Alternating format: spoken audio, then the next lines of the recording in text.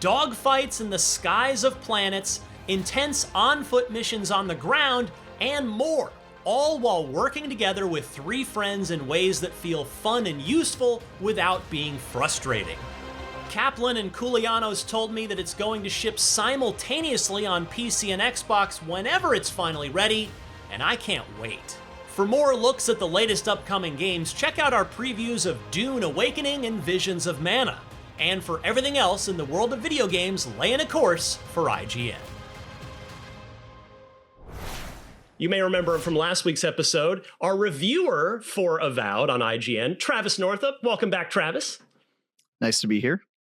And our special guest this week joining us from Obsidian, we have the game director on Avowed, Carrie Patel. Carrie, thank you so much for making time. Thank you for having me.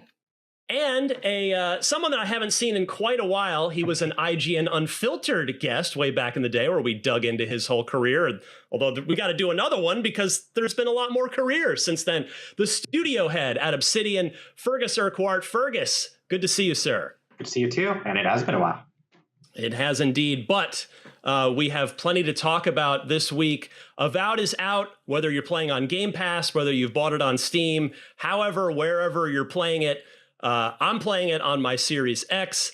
Travis reviewed it on PC, Travis? Series X also, actually. Series X also, nice. So we're just swimming in Avowed happily this week because it's the first major new release for Xbox of 2025. Ninja Gaiden 2 Black, kind of new, but kind of old. So Avowed, the first properly new big release for Xbox in 2025. And Travis and I have prepared a bunch of questions. We want to talk about this game. This has been a long time coming. This was one of the first games revealed for the Series X several years back. And, Carrie, I want to start with you as the game director here and kind of your approach to this in the sense of, you, from gathering from you online, you're a renowned traveler.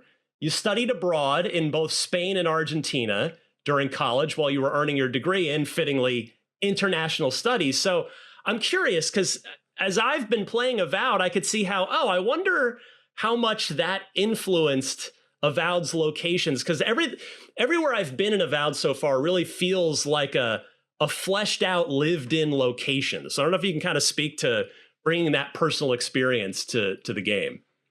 Yeah. So, one of the really fun things about choosing the Living Lands as the setting for Avowed is that in the canon of Pillars of Eternity, it is supposed to be this wild, colorful site with all of these different and distinct biomes, and just a lot of really wonderful vistas, a lot of very different environments, and a lot for the player to explore. So the team actually took inspiration from around the world to create some of the different biomes and subbiomes that you see in Avowed. I remember we took some inspiration from, I believe, like the terraced farming in the Philippines for parts of the Emerald Stair region. And then we took inspiration from a lot of different places to create some of the different subbiomes of Shatterscarp, which features a mix of kind of high desert, these very rocky, craggy environments, and then these kind of very fun canyon environments like the Shark's Teeth. So really for Avowed, we wanted to pull inspiration from everywhere, really give the player this sense of traveling through this strange, massive land, kind of one biome, one region at a time. Awesome. Travis, fire away, my friend. Yeah, researching you online, it looks like you've written a number of books as well, Carrie. I saw the Recoleta novels up there. How has being an author shaped your career as a game director, or I guess vice versa? I think so. I try to think about story holistically, and I think that's especially important in games where, the story that the player experiences, it's not just the dialogue, it's not just the plot, it's their experience through the game. And that's a combination of kind of their moment-to-moment pacing, also the visual stories that the world tells to the player, the way they encounter that story through quests, through combat, they're playing the story. And one key difference between, writing for a video game and writing for fiction is in fiction, you can within reason rely on your characters to do what you need them to do in the moment to move the story forward and to create the kind of tension and motivation that makes for a really tight plot. However, in games, and this is especially true for the kinds of role-playing games that Obsidian is really known for, you have to create that motivation for the player, and you also have to leave them a lot of room to, kind of interpret and either run with those motivations or at times subvert them. And so, we try to avoid, making the player ever feel railroaded. We give the player a starting premise in their role as the envoy. They're a godlike. They have a mysterious connection to, one of the divine beings in the world, and they're here on a mission from the Emperor of Adir. But what they choose to do with those mandates, whether they, again, choose to fulfill them faithfully, whether they start to poke at the edges a bit, that's really up for the player. And so we try to create, lots of opportunities for players to really inhabit that role, especially in writing dialogue. I think it's critical to make sure that the player character can be just as interesting, dramatic, and funny as any of the NPCs they're talking to. So writing for a game is really about creating that possibility space for the player, giving them interesting options, and letting them try things and see what happens. I love that. Fergus, I don't want to leave you out here. First of all, I have to ask you, have any of the other studio heads inside XGS slacked you or called you up or texted you and told you to just slow your roll a little bit here? Because after you've announced you've shipped Avowed, and then you're shipping a second first-person role-playing game this year. So can you kind of speak to, whereas some of the Xbox game studios, we haven't even seen their first game from them yet.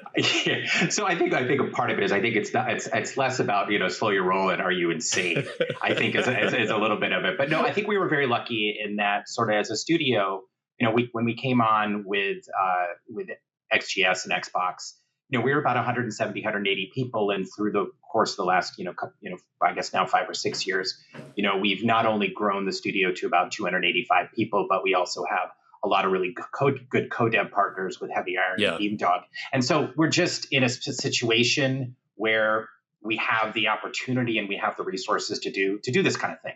But believe me, I mean, there was a lot of conversations 3 or 4 years ago about is this going to work? Are we going to be able to do it? And luckily, we're doing it. Avowed's turned out great, and Outer Worlds 2 is looking awesome. But I would also say there are the occasional side glances of really another game this year. So I know what you mean. Oh, I love that. Can you kind of speak real quick too, before we get back into Avowed specifically, about how the game is doing versus expectations? Because I've been seeing a lot of celebratory posts online from our mutual friend Aaron Greenberg with Steam charts and stuff. So can you kind of speak to the early returns so far versus the expectations? Oh, it's looking really good. So I mean, a lot of it is just, I mean, what we've all been, me, Carrie, and the rest of the team, had just been in the mix, just reading every review, reading everything on Reddit, looking on TikTok, and every corner of the internet to really understand, okay, how are people liking it? What are they liking? What are they not liking it? And just seeing what we can do to react.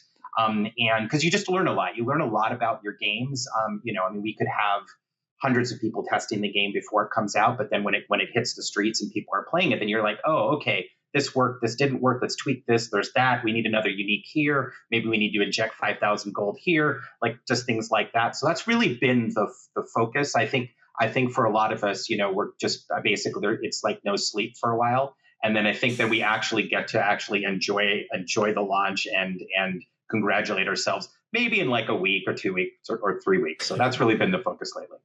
Because Carrie, you directed a DLC for the Outer Worlds, but this is your first time, I believe, as a game director on a full project. So you are a person then that's reading the reviews of your game? Because I've talked to many developers over the years. Some of them just don't like to read the reviews, and some of them want to read every word. So I guess you're in the latter camp. Yeah, I think it's important to absorb the feedback. It can definitely feel like drinking from a fire hose at times, but I think you chip away at it in bits, and you talk with. We have a wonderful comms team that also pulls a lot from not only our published reviews but also our user reviews, user feedback. We have a very active Discord channel that our comms team runs, where they are pulling issues that players are running into, reporting those back to us, and getting those into the pipeline for our team to fix. So there are a lot of channels for this feedback. You start chipping away at it and kind of absorbing it piece by piece. And over time, I think you get a real picture of what players enjoy, what they would like to see differently, and also what they were looking for in the first place with your game. Travis? That's interesting. I know something that has been discussed a lot was, at least externally by folks like us, was the art style of Avowed and how it seems to have evolved over time, clearly from the original cinematic reveal trailer to the final game. Can you talk about that and kind of the rest of the game's tone, shape, and style, and how it changed? Yeah. So the cinematic reveal trailer that we all saw several years ago was it was based around a different idea of what Avowed would be, where it would take place, what it would be about. So the everything that we've shown since then with this much more colorful, the much more colorful visuals, kind of the focus on the living lands, reflects the direction that we've been moving in as a project since early 2021. For us, part of this color is about really showcasing, the beauty and the danger of the living lands. If we're picking this exotic, strange frontier for the player to go to, it should be fun and beautiful to explore. And it's been really cool to see players engaging with those vistas, taking screenshots from, some of their favorite spots around the map. So we wanted it to be beautiful. We wanted it to sell this sense of kind of otherness, of strangeness, but of, kind of this something that is still very majestic. And the other thing that it does is it kind of lets us show the danger of the living lands. Like part of what you're seeing in this gameplay right now is, bits of this Dream Scourge gunk, which is kind of a visual signifier of the mysterious plague that the player is in the living lands to investigate. And there's something kind of gross about it, but there's also something kind of beautiful about it. It has sort of this soap bubble iridescence. And I think without getting, too much into the weeds or too into spoilers, one of the questions the player is going to be asked to answer over the course of the game is, the living lands is going through a series of transformations. Some are related to the Adirian Empire's presence in the living lands, and some are related to the Dream Scourge and the forces behind it.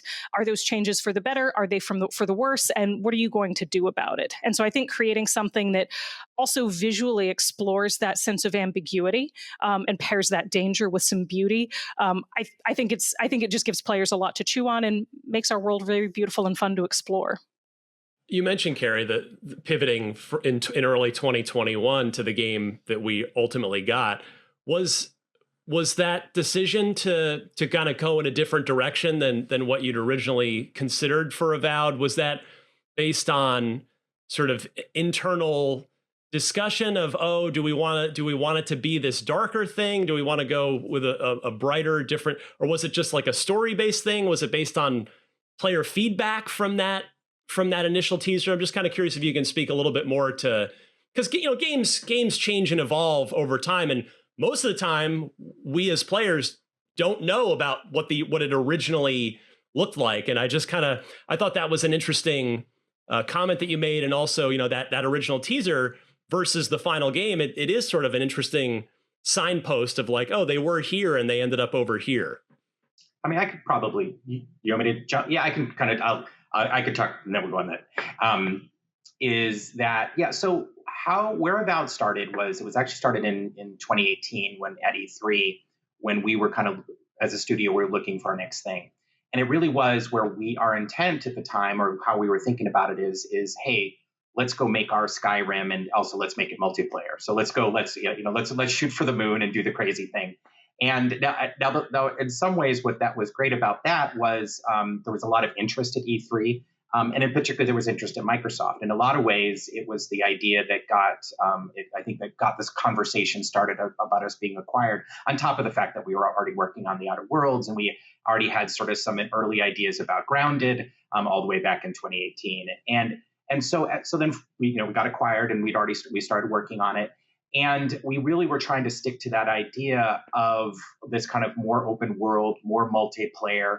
And I think what was happening, and I mean, we've talked about it a lot, but try not to obsess about it, where we were kind of moving away from what we do as an RPG maker. We found in the Outer Worlds, we just do a really good job from the standpoint of like these semi-open world. It sounds like a weird way of saying it, but just these regions that really work well. They have a focus. They have a story themselves. They have the people that are there. You could, as you were remarking, it's about all the world building. And I think as we were seeing what was happening, the game just wasn't coming together, and we were making it different than we've made them before.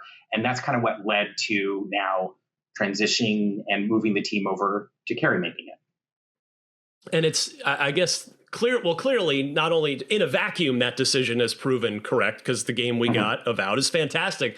But surely your eyes are open. You've seen around the industry of other developers that were really good at one thing that tried pivoting to something else, and more often than not, I'm not going to name names, but you've seen how it went. So clearly, you must feel pretty good, both in a vacuum and in a larger industry picture, that you've made the right call here. Yeah, no, I definitely. I think a lot. It's hard because, like, I mean, I know this is not always visible to everyone. You were talking about visibility to people and not.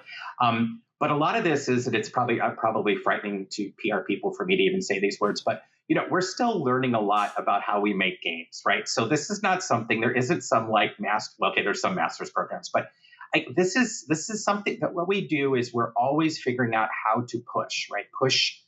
How far can we push the engine? How many NPCs can we have it? How can we get conversations to look this way versus that way while having action combat and uniques, and that you can do things to put things directly from the world into your stash and party cap. And there's this litany of things that we're trying to do.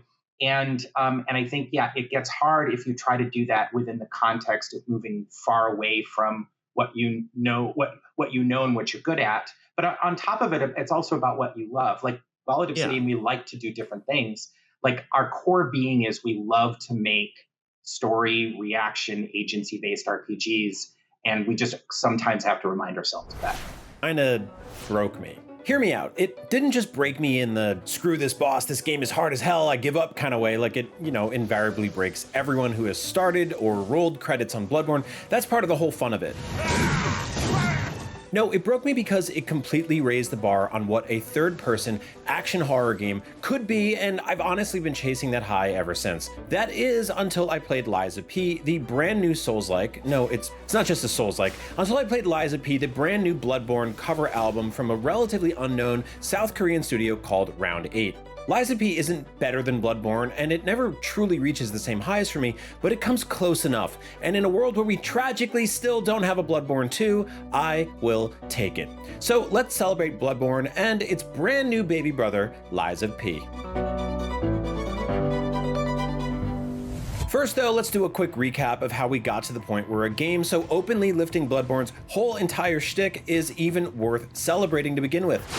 Lies of P isn't the first game to try and give FromSoft a run for their money in the genre FromSoft invented. Far from it, actually. During the 13-year stretch between 2009's Demon's Souls and 2022's Elden Ring, all sorts of other game studios got in on the Soulsborne genre with their own take on things. So much so that we had to create the new term Souls-like, a new label for Souls games that were not made by the studio that makes Souls games, FromSoft. Let's go through them. There was The Surge, which was future Souls with robot parts, Neo, which was Samurai Souls, Salt and Sanctuary, side-scrolling Souls, Remnant, which was first-person Souls, we had Star Wars Souls, Souls of the Fallen, Eldest Souls, which literally had Souls in its title, and tons and tons and tons more, like so many more. But none of them were really specifically trying to be like Bloodborne. That's the thing, we've had dozens of Souls-likes, but next to no Born-likes. Lies of P is the first game to really try and tap into the specific energy, pacing, and game feel of Bloodborne. Game feel, that weirdly intangible texture or flavor that specific games or franchises have that make them special. Like, you feel it when you jump in Mario, throw an axe in God of War, and dodge, roll, run, and attack in Bloodborne. It's different than in Dark Souls, and it's different than in nearly every other Souls-like. People like me really love Bloodborne. Sure, it only sold a couple of million units, and it's landlocked as a console exclusive on the PlayStation 4, playable on PS5 as well, but that hasn't stopped hardcore Bloodborne fans from obsessing over it for years. There's a massive art and cosplay community around it, a fan-made PS1 demake, a fan-made Bloodborne car racing game, and every PlayStation showcase and state of play presentation is preceded by an army of pitchfork-wielding Bloodborne fans like myself demanding a 4K 60 frames per second remaster of the game, to the point that some people just said, "F it," and they made it themselves. People love Bloodborne. For reasons we'll never really know, it never got a sequel, spin-off, or spiritual successor. That is, until Lies of P launched this year as a love letter to Bloodborne. So what makes Bloodborne and Lies of P so similar? Well, for starters, both games feature a character with a gun-like weapon in their left hand and a big-ass, sharp, upgradable weapon in their right hand.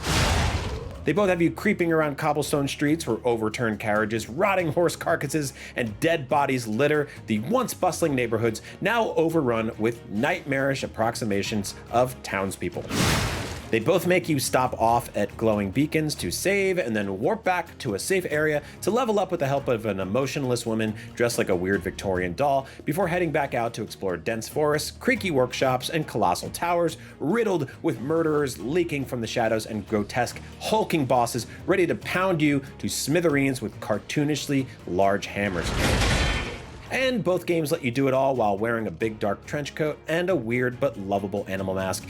In case you don't want to see your hunter's eyes, or in Lies of P's case, you don't feel like looking at a bootleg Timothy Chalamet for dozens of hours. Who does? I mean, some of you, I guess.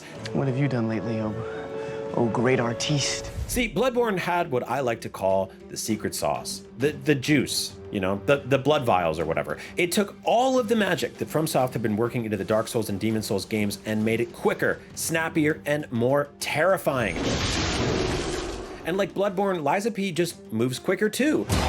Themes and environments aside, Bloodborne and Lies of P are simply built around faster traversal and combat. Sure, you know, some of the old school Dark Souls heads missed the heavier, more stoic approach to Souls games, but Bloodborne's reliance on gothic horror themes over evil Playmobil castles totally won me over. Now, since Bloodborne launched in 2015, FromSoft has continued to evolve the Souls genre with games like Dark Souls 3, Sekiro, and Elden Ring, which all up the ante in brilliant ways, and I love them all, but none of them connected with me on the same way that Bloodborne did. Elden Ring came closest with its near infinite options in weapon sets, stats, and playstyles, meaning I could get like damn near close to having my character feel like he plays like a Bloodborne hunter, but its emphasis on open world exploration and fast-paced yak horse travel, whatever Torn is just inherently different than, you know, tiptoeing around the dark and claustrophobic streets of Yharnam, a feeling that Lies of P has almost completely recaptured for me. Now, there are some key differences, though, between Lies of P and Bloodborne. Lies of P doesn't tilt as hard into horror as Bloodborne does, although it does occasionally get close. Instead, it goes with a kind of steampunk theme, which ends up feeling less like Castlevania and Sleepy Hollow and more like BioShock and the City of Lost Children. Lies of P largely trades Bloodborne's organic approach to enemies, you know, wolves, spiders, mangled mares, for mechanical ones, opting to more frequently give the player gnashing, chirping robots to tear apart. You do eventually fight some more beast-like enemies, but Lies of P's story, influenced almost entirely by the original 1883 The Adventures of Pinocchio book by Carlo Collodi, is one of robot puppet servants revolting against the real people, mostly killing them and then stalking the streets at night. But one of the biggest differences is that Lies of P is generally just an easier game than Bloodborne. It's definitely still tough, and there are definitely some big pain in the ass bosses that will beat you down and make you almost throw your controller. But there's nothing in Lies of P as tough as Bloodborne's Orphan of Kos or Lawrence the First Vicar. It even got a pretty significant patch that made a bunch of bosses even easier recently, and your weapons even tougher, while simultaneously reducing the weight of the main character's weapons and secondary items, making it easier to go through the game without getting over-encumbered and slowed down by all your stuff. And Bloodborne never really got anything on that level. They made the loading times quicker. Thankfully, because at launch, it was like a minute and a half every time you died, and you died a lot. Still lingering about. Additionally, Lies of P is smaller in scope. It's a slightly shorter game if you're just sticking to the main story. More importantly, though, it doesn't really have much in the way of optional content, like large-scale secondary areas and bosses that aren't part of the progression through the Golden Path. Bloodborne eventually got the Old Hunters DLC, a massive, awesome expansion that added a bunch of new areas, bosses, and weapons, and I'm really hoping Lies of P gets something similar, not because the core game is lacking or anything, far from it really. It took me like 40 hours to roll credits on Lies of P. I really took my time with it, and that was with lots of backtracking to grind my stats up and find most of its hidden items and weapons. No, I want more Lies of P because I think it's awesome, and it's more likely to get DLC than Bloodborne is to get a remaster, remake, or sequel, although I will never stop asking and praying for those things. Farewell, good hunter. But it's not just that Liza P pays a mean tribute to Bloodborne. Liza P actually does some stuff better than Bloodborne. Don't kill me on this one. Bloodborne is kind of light on story and heavy on lore, you know, the stuff in the margins that you kind of need to dig around for to appreciate. Bloodborne's got tons of that. While Liza P puts his story more front and center with a great script and lots of cinematics to bring it all together. Also, and again, hear me out on this before you behead me with a whirligig saw or a threaded cane, I think Liza P has a deeper and more nuanced weapon system. Let's start with your left-handed projectile weapon, known as your Legion Arm, which can be swapped out and upgraded to various effects and perks. I played most of Liza P with an arm weapon called the Puppet String, which works somewhat like Scorpion's Chain from Mortal Kombat, quickly pulling enemies towards you and you towards them once you upgrade it with big, powerful attacks to boot.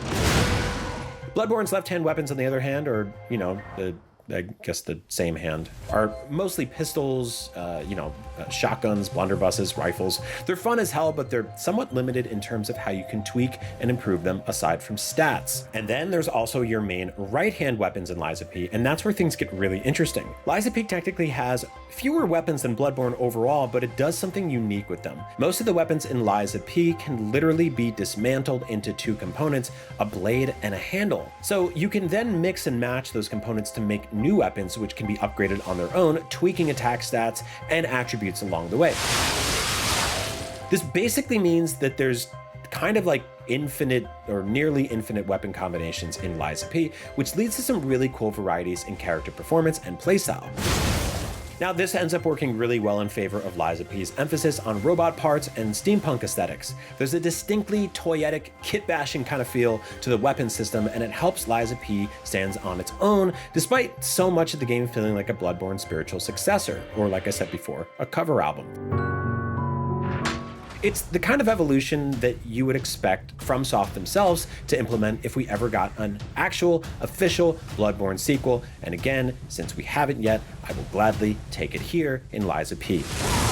So there you have it. After years and years of seemingly dozens of video game developers trying their own take on Dark Souls, we finally have a game that's specifically showing some love to Bloodborne. It's not perfect and it's not better, but it's doing enough of its own thing that I fell in love with it for what it is, and I think you will too. If you're like me and you love Bloodborne, you want something awesome to play in between setting up your quarterly Bloodborne remaster and Bloodborne 2 summoning circles, we've all been there and I'll be there with you. Definitely check out Liza P. It's a fantastic start from Round 8 Studio and publisher NeoWiz, and I hope it becomes a franchise for years to come. So, what's your take on Liza P? Are you playing it? Do you love Bloodborne and the Soulsborne and Souls-like genres in general? Celebrate that stuff in the comments below. And until then, for all things video games, and especially Bloodborne, stick with IGN. Good hunter. Okay, so two things happened there in quick succession. Something that will never get old about seeing a rock land on someone's head. Hi folks, I'm Matt Easton of Scholar Gladiatoria channel and also Scholar Gladiatoria Fencing Club. I'm essentially a medieval and historical fighting aficionado and expert, if you want to call me that. I'm also an antique arms and armor dealer, and one of the other things I do is I study the original historical artifacts, the arms and the armor. So I'm a former archaeologist myself, and currently I do work with Windlass Company Replicating Swords and the Royal Armouries, looking at original arms and armor and then creating perfect one-to-one replicas of those. And today we're going to be looking at some gameplay, some battling, some fighting from Kingdom Come Deliverance 2, looking at the arms and armor.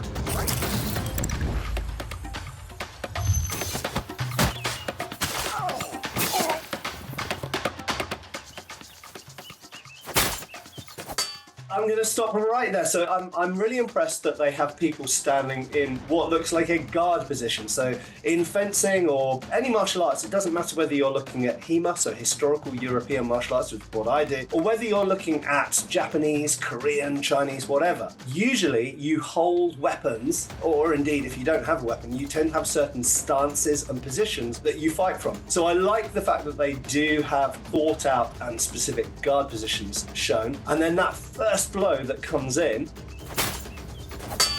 he does a pretty conventional parry, as we'd call it, on an inside guard or cart, if you want to use sort of 19th century fencing terms. You can see that they consulted with people who know about historical combat. And I know that the team that work on Kingdom Come have absolutely consulted HEMA experts on this. Right. Okay, I really like the detail there and the use of the left hand. So, you know what? I've got a medieval sword here, as you do.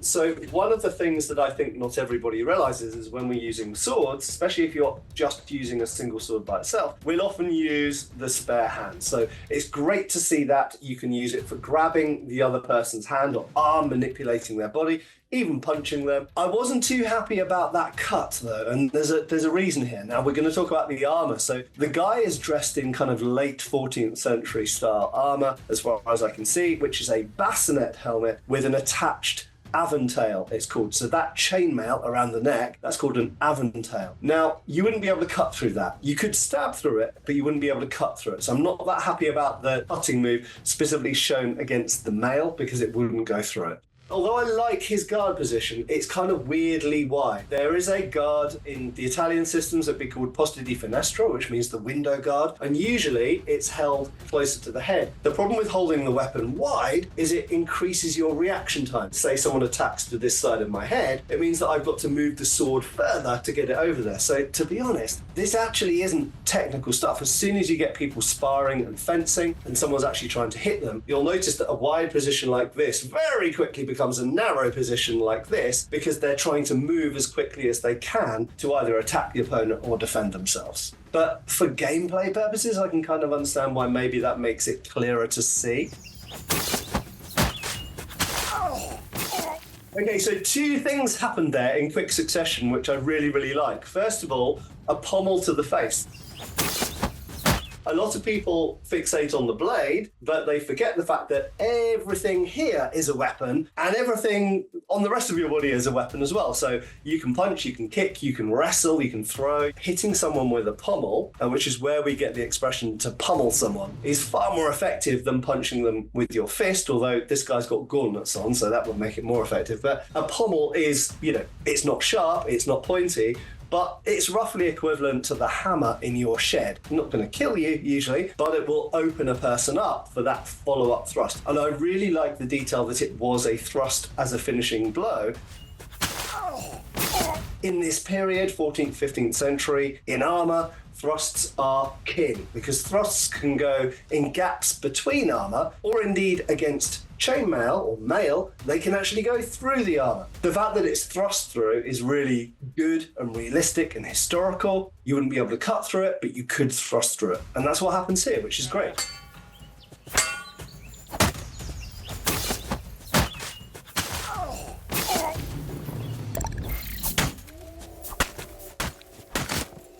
This is an interesting fight because it's asymmetrical. We're not armed the same way. So we've got our opponent has what we call an arming sword. It's called that because it's the sword that you arm with, which means get dressed, essentially, when you put on your armor. We, the players, are using a flanged mace. Called that because it has flanges around here, which are designed to concentrate the energy, but also bite into armor that we're hitting. And we've got a shield. Now, I have to say, if a person's got a large shield and the other person doesn't, they've got a massive advantage. So on paper, the person with any kind of hand weapon, even if it was just a hammer with a shield, will have an advantage over someone who's just got a single sword because the shield is such a game changer. It's why people carried them for centuries and millennia. So although I really like, the guard positions and the way that they're moving, it does look like it's been slowed down, and I would kind of like it to be dialed up. At the moment, it looks a little bit like slow motion taking turns. I like what they're doing, I just don't quite like the speed they're doing it at. Right, I like that more, that quick flurry. So that looks more like fighting speed to me with those flurry of attacks from the mace. I also like the variety, and I like the fact they have the thrust in there, because although you might go, oh, well, the mace doesn't have a point, so you can't thrust with it, but you can thrust with anything. You can thrust with a walking stick if you like. So a thrust like this into someone's face because it's an open-faced helmet, is going to be very effective. More effective than a punch. Smashing someone in the face with the point then opens them up to a hit somewhere else. And I really like they have that hit to the back of the leg. I wonder if they got the idea for that from talking to bowhurt or full contact armored fighters, because this hit to the back of the leg is quite favored in armored fighting because it's where you don't have very much armor.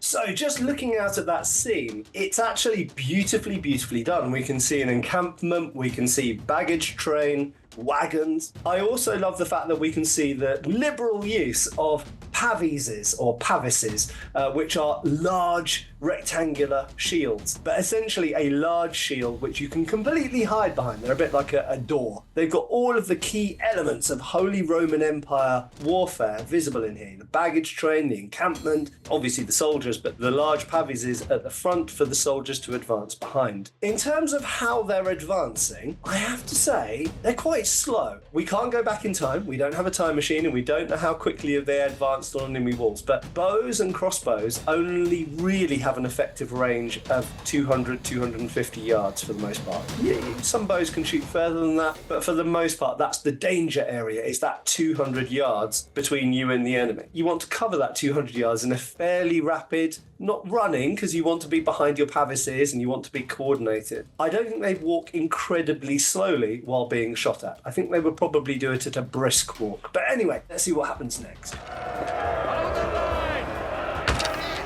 So one other thing that's missing here is, why aren't they shooting back? So generally, if you're attacking a fortification or a ship, one of the priorities is to try and clear enemy defenders, it's covering fire, to clear the defenders from the walls if you can, or at least get them to get their heads down. An immediate way that the attackers could reduce their casualty rates is to be shooting back. Now I'll show you. Dismiss through the gate! There's something that will never get old about seeing a rock land on someone's head. Obviously not in real life, but in an animated and fun recreational way. But, the fact that this person had a bassinet, this type of helmet on with an aventail, if a large rock hits you on the head, that's still a lot of energy hitting you in the head. So, it wouldn't cave in their skull, but it very likely might knock them out or, concuss them or damage their neck. So yeah, large heavy weights, always effective. So I've got to be honest, so far, this is the one thing which is making me really want to play this game, because I want to drop rocks on people's heads. This looks absolutely hilarious.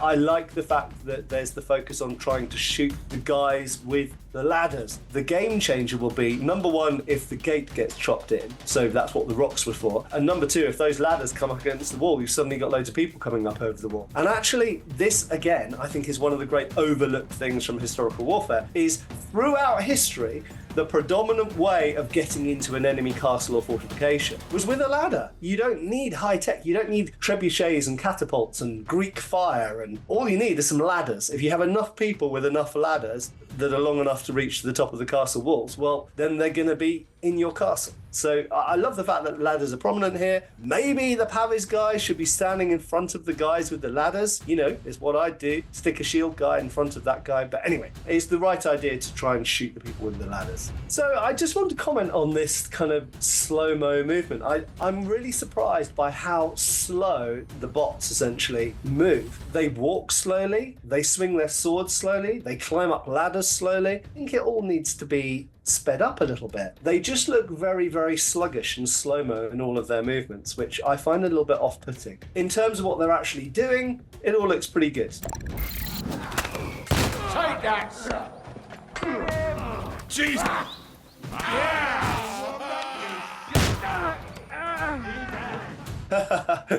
I just love the fact that they have put guns in this game, because it's so overlooked in a late medieval setting. And it was a game changer for warfare at this time. The advantage of guns in this period is that armor won't protect you for the most part. So the powerful nature of gunpowder means that you can shoot a projectile through armor that would stop many other things. It would stop all hand weapons pretty much, and would stop most or all crossbow bolts and longbow arrows. Whereas a firearm can be powerful enough to just blast through.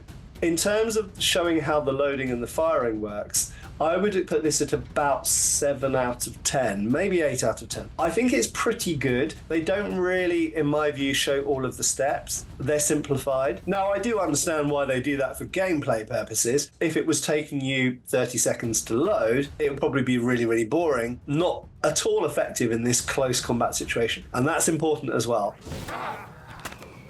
Take that! So based on what I've seen, I definitely want to play this game. It looks incredible. Clearly very, very well researched. The armor is all historically correct for the period, beginning of the 1400s essentially. The weapons are all accurately modeled. Even the guard positions, not always, but most of the guard positions are quite good. They're sort of historically inspired, even if they're not perfect, and I would tweak them a bit. I guess the question is about the gameplay, and the fighting does look a bit slow-mo to me, and I don't really understand why that would be the case. There are other games in this genre, Bannerlord for example, where you can move at realistic speed, so I don't understand why this looks quite slow. Of everything I've seen here, I would love to see the combat speed in close combat increased, but overall it looks like it has huge potential. Massive kudos to the historical research that's gone into this. For more from Kingdom Come Deliverance 2, make sure to check out the first 43 minutes of gameplay, 8 details you shouldn't miss, or 8 developer tips for surviving. And for everything else, you're already in the right place with IGN.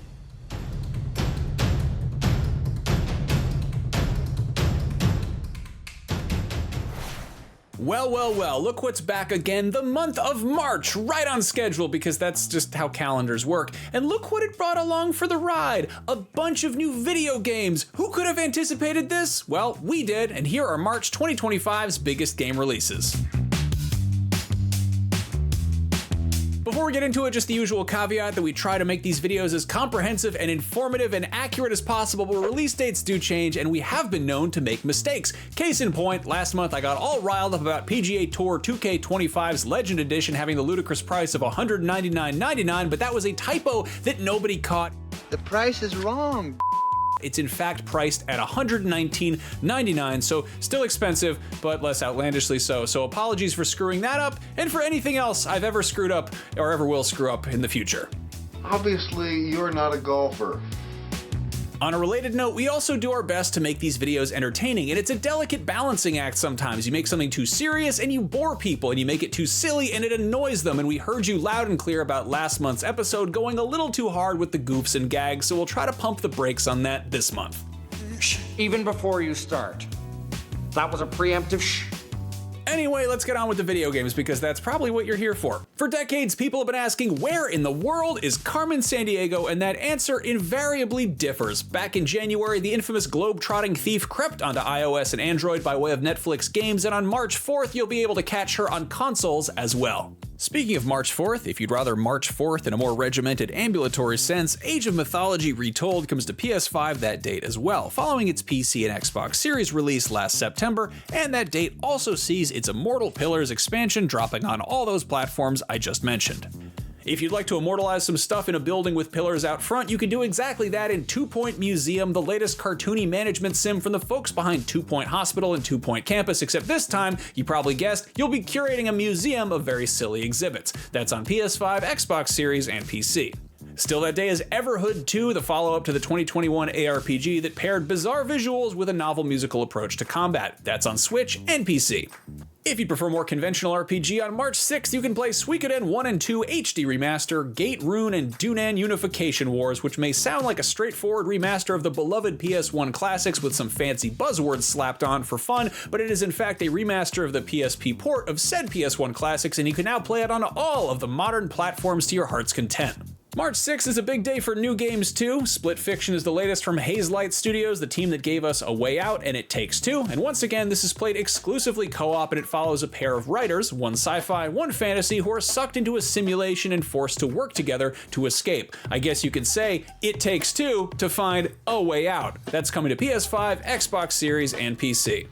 Also coming to those platforms is Fragpunk, which will have a team of 5 working cooperatively to shoot the members of a different team, also comprised of 5 players, also trying to shoot them in return. That was a really clumsy way of saying this is a 5v5 shooter. But wait, hold on, before your eyes glaze over because we have so many of those, here's the hook for this one. It's got a roguelike twist, and players draw cards that add modifiers that change the dynamic, stuff like flipping the level upside down, or changing the weather to make it harder to run without slipping and falling on your ass, or activating big head mode so you can shoot the enemy teams in the heads more easily, or making little head mode so they can't shoot you as well. If you'd prefer a game that involves bizarre cranial maladies of this sort, but is a little less of an assault on the senses, Do No Harm is a medical simulation with a Lovecraftian twist, so you'll be treating patients for ordinary old-timey ailments and also helping them cope with the lasting effects of encounters with unthinkable cosmic horrors. That's on PC. If you think dragons suck and you want to beat the crap out of them, you can go do that in Dragonkin the Banished, a good old-fashioned action RPG set in a fantasy realm that is all messed up for dragon-related reasons. That hits early access on PC March 6th, with new-gen console versions to follow at a later date. On March 7th, if you're suffering from a bad case of WrestleMania and you've got enough money in the bank, you could beat the clock and play WWE 2K25 a whole week early by snagging the Bloodline or Deadman editions. Otherwise, the standard edition is out March 14th. That's on everything but Switch. If you'd like to play a video game that has considerably less sweaty people jumping on each other, March 7th also sees the release of Sugardew Island, your cozy farm shop. This looks like Stardew Valley by way of Animal Crossing, and you'll toil away in the fields growing cartoon fruits and vegetables to sell to the magical forest folk, befriending some whimsical characters along the way. And also, it has romance options, so hey, maybe it does involve sweaty people jumping on each other. Anyway, that's on Switch, both PlayStations, Xbox Series, and PC. On March 10th, Rise of the Ronin hits PC following a year of console exclusivity on PS5. I feel like this one came and went without much commotion, but it's a totally decent open-world samurai game, so if you can't wait 10 whole days for Assassin's Creed Shadows, or however many months for Ghost of Yotei, that's an option now too. If drinking a hot cup of matcha is more appealing to you than wielding a katana, how about a nice relaxing game about a former arena fighter retiring to manage a tea shop? Well, that's what Wanderstop looks like, but there's more going on here. It's from some of the creators of the Stanley Parable and Gone Home, and in addition to being a cozy game about making tea, it's also a commentary on burnout, like the psychological kind, not the racing game. Check out the trailer for Wanderstop, it looks like it might go places. That's on PS5 and PC on the 11th. On March 13th, Dungeons of Hinterberg meanders its way onto PS4 and PS5 following its Xbox and PC launch last summer. This is also kind of a commentary on burnout, but rather than quitting an exciting violent job to do business stuff, it's about quitting a business job to go do exciting violent stuff, namely climbing around in the Alps slaying monsters instead of climbing the corporate ladder. On March 14th, you can play MLB The Show 25 by grabbing the digital deluxe edition for $99.99 US, and yes, I double-checked that price. You can also save $30 by waiting 4 more days for the standard edition, which is officially out on PS5, Xbox Series, and Switch on the 18th.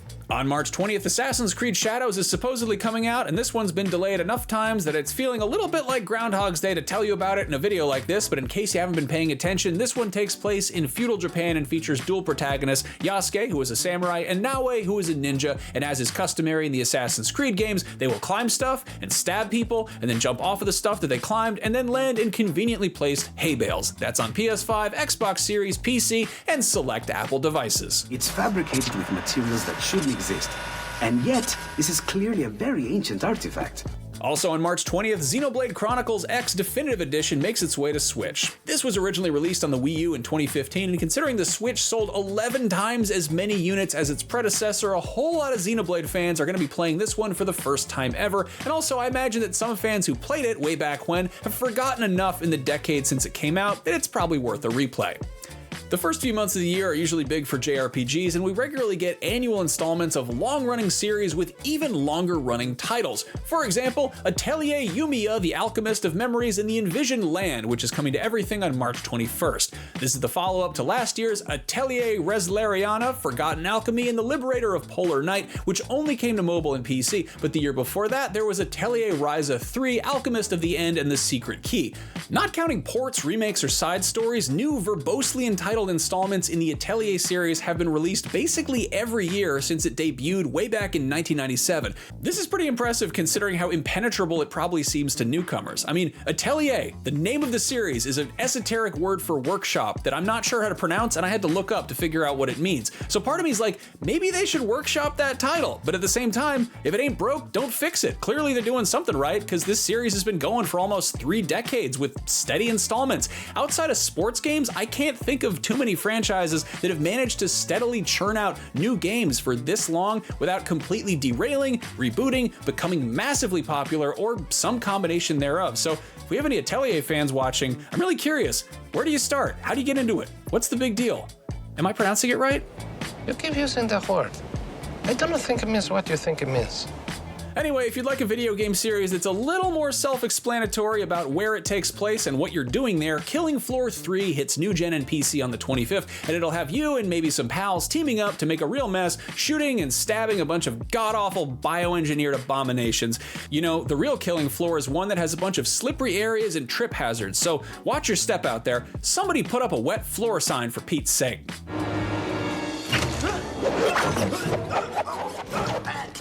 On March 26, you can burn rubber and leave skid marks all over the place in JDM Japanese Drift Master, an open-world racer with hyper-realistic gameplay, but a story that unfolds through animated cutscenes that are clearly taking some cues from Initial D. You can install that on your D drive on your PC. On the 27th, Atomfall hits everything but Switch, which has some obvious Fallout DNA, but probably cribs a bit from Stalker as well, as it incorporates some survival elements and is based loosely on a real nuclear disaster rather than a fictional nuclear war. Atomfall takes place in an alternate timeline where the 1957 wind-scale fire went a whole lot worse, leaving the United Kingdom thoroughly irradiated and also populated with some creepy Wicker Man cultists and Bioshock-looking robots, which you will help deal with. Thank goodness you're here. If you'd rather deal with some high-value elusive targets or just make people slip on banana peels in immersive VR, Hitman World of Assassination comes to PlayStation VR 2 that day as well, and you can play or replay the entirety of IO Interactive's utterly brilliant and also completely slapstick assassination sim completely from Agent 47's perspective. This was released for PSVR 1 already, and it's made its way to other VR headsets since then with a not so great reception, but hopefully some extra time allowed this version to be fine-tuned. And hey, even if it's one of the worst ways to play a great game, it's still something new for PSVR 2 owners, and also, you can make people slip on banana peels, which will never not be funny. Look, look, look, look. Look! Oh!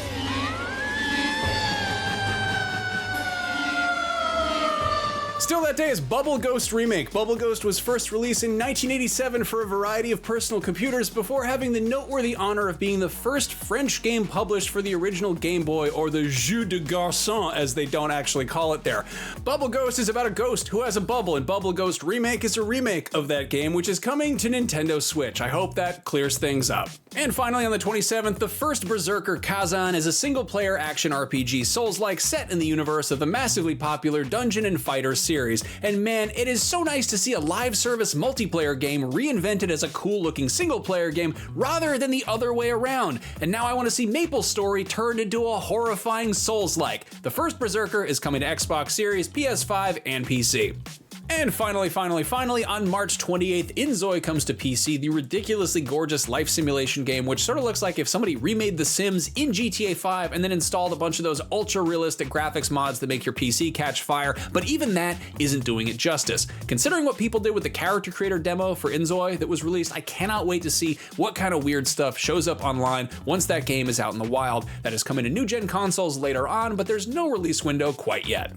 Okay, those are March 2025's biggest games. If you have trouble keeping track of all of these games, I would highly recommend checking out IGN Playlist. It's kind of like Goodreads or Letterboxd, but it's for games. We've got a massive database of basically every game ever released, announced, or even just rumored, so if you want to keep a list of everything you already played, are currently playing, or want to play someday in the future, you can do that there, among other things. Check it out by going to this website or clicking this QR code, or, just Google it. Real quick before we go, I wanted to plug another video I was in last month that involved me flying to the UK, going to an actual castle, interviewing medieval experts about how historically authentic Kingdom Come Deliverance 2 is, and then getting hit on the head with stuff while wearing a full suit of armor. It is one of my favorite videos I've ever been in, so please go watch that if you haven't already. Before we go, a big huge thank you to Amanda Medina, Chris Del Padre, and Logan Plant for helping this video come together each and every month. A lot of work goes into it, even when we screw up sometimes, so thank you to everybody who tunes in every month and watches. Sound off in the comments below with what you're playing this month, or anything we might have forgotten, or just to say hi, whatever. I'll see you next time, everybody. Thanks for watching. Still That Day is Bubble Ghost Bubble Ghost. Why is it Bubble Ghost? Still That Day is Bubble Ghost remake. Bubble Ghost is about a ghost who has a bubble. Bubble Ghost. Bubble Ghost, in case you couldn't figure it out, is about a ghost who has a bubble. Still That Day is Bubble Ghost remake. Bubble Ghost was first released in 1987. I don't know why it's so funny. Yes.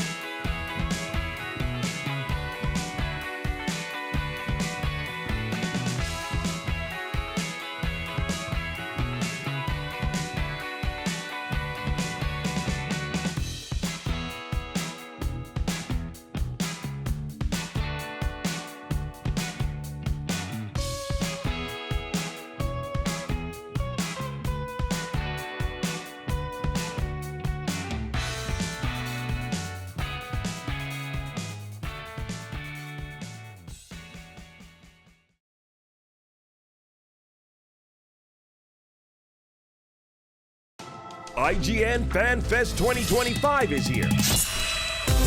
From Monster Hunter Wilds to Mythic Quest, Daredevil Born Again, let's dance, to Devil May Cry. Coming up, the ID at Xbox Showcase. We'll be getting a look at upcoming projects from Don't Nod, NeoWiz, and Raccoon Logic. Plus, new looks at what's coming to hit games like Balatro. IGN Fan Fest Day 1 starts right now.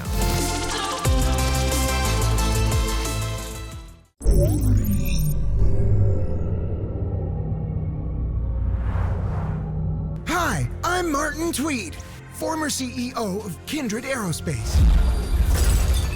Fired by Alta Interglobal and abandoned on the far edges of space with no gear, no job, and no plan. But don't panic! While they may have tossed you aside like so much garbage, worry not! Because you can always turn to Kindred for a solution. Introducing the Kindred Catalog. With the right resources, you can create tools such as the Goo Cannon from Sapoos. Smother creatures in viscous green goo to make them slip instead of eating you. Disgusting. Or use your lasso to catch them. We promise that any research conducted will unlock more fabulous gear and that the harm to the creature will be minimal. Use conductive pharaoh goo to shock and open organic doors, or spread it on the ground to slow down a speedy foe. Or lay down a goo fuse. Then after your buddy has upgraded that pacifier pistol with a charged shot, light them all up. If that doesn't work, try the Mag Fork from Kindred Labs. Move mountains. Create platforms. Grab makeshift spears from the environment. And remember, you still have your lasso and whip from Wild Times.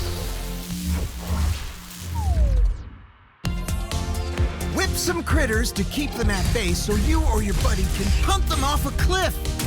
Oh, the hilarity that will ensue. Then upgrade that whip so you can grapple launch yourself to new heights. Or better yet, kick a few critters into the air while you and your buddy pick them off with a brand new Griffin Spunker pacifier pistol. It's a homemade skeet shooting game. The Kindred Catalog. You have the tools, you have the imagination, and let's face it, you have the time. Find it, build it, then execute it. The wackier the plan, the juicier the solution. I'll be in touch. Onward and upward.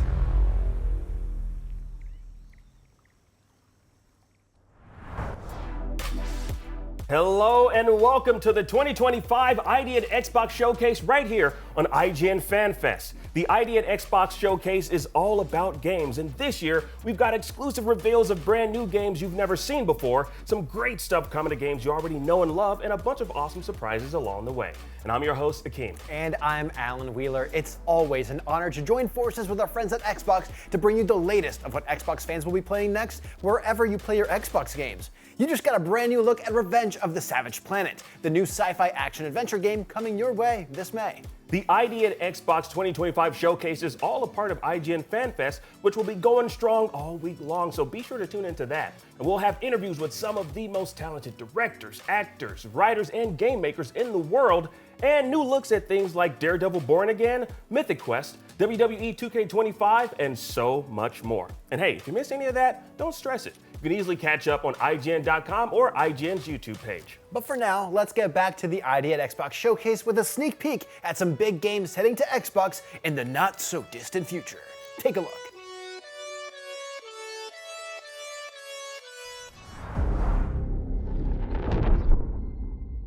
Warning, hostile ships detected.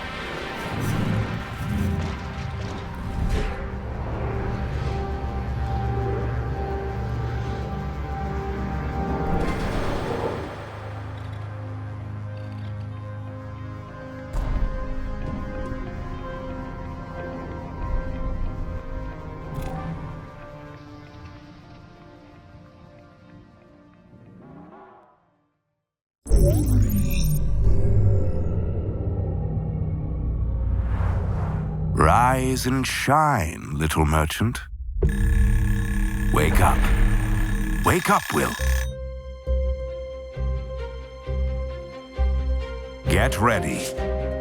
Your next journey unfolds. A new place to call home. Uncharted lands brimming with peril.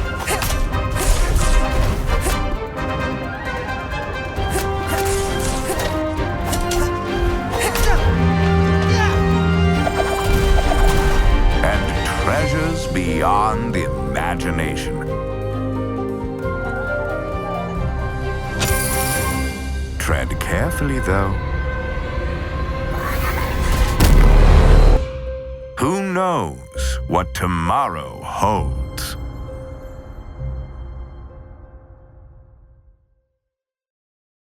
I,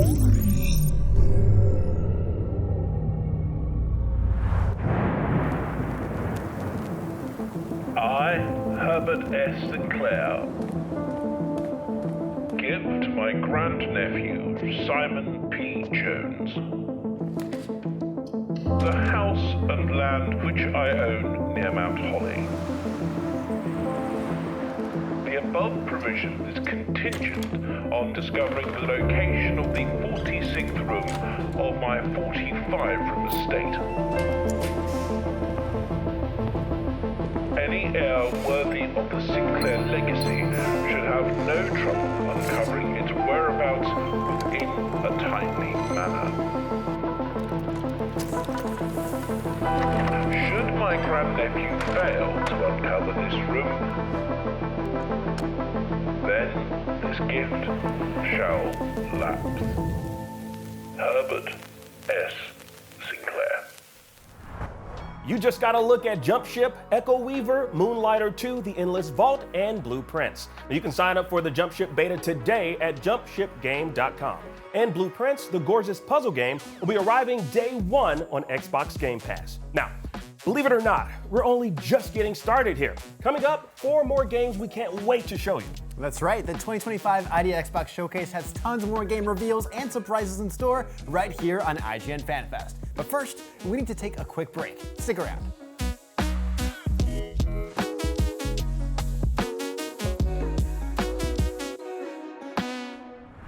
FanFest is presented by the Army National Guard, serving our communities and helping those in need. Are you ready to make a difference?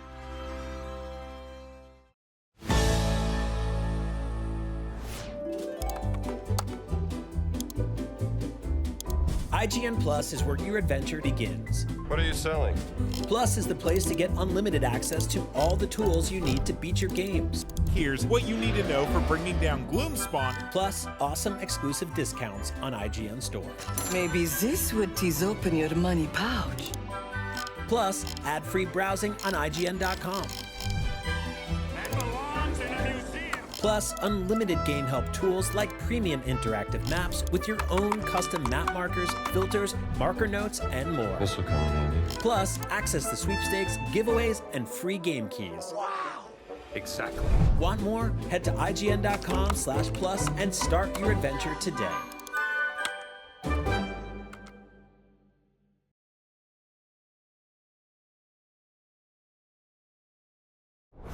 IGN Store has it all. From clothes and collectibles to vinyl records, accessories, model kits, and action figures from the biggest and best franchises like The Legend of Zelda, Star Wars, Fallout, Dungeons & Dragons, and more. Whatever your pop culture passion, you're guaranteed to find something you love.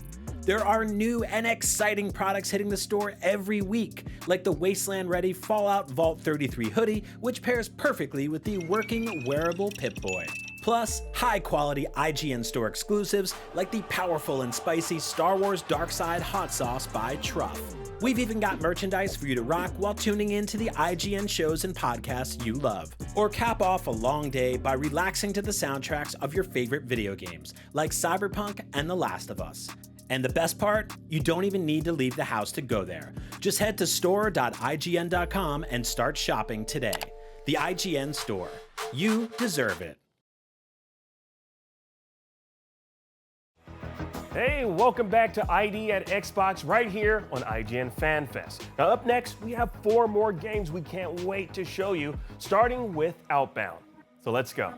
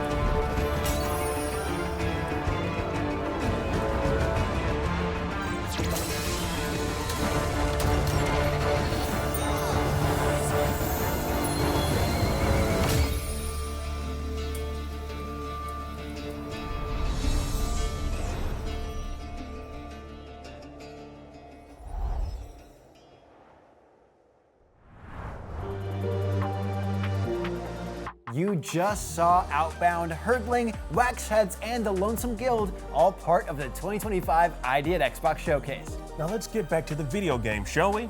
Now up next, we have a few things you've never seen before and some great content coming to games you probably already love. But hey, enough teasing from us.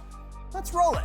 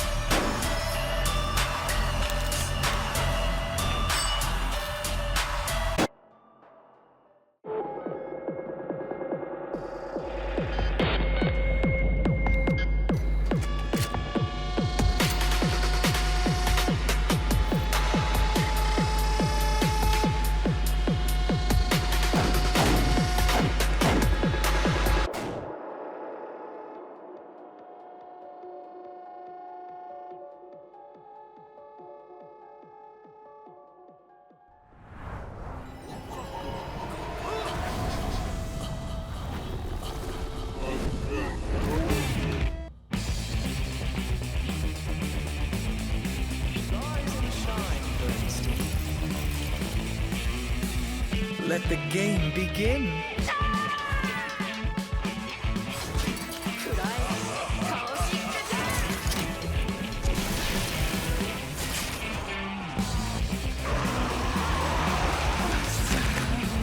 How painfully human.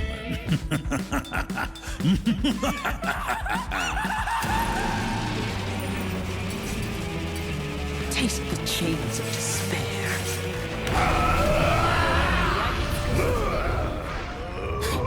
I'll burn you to the bone.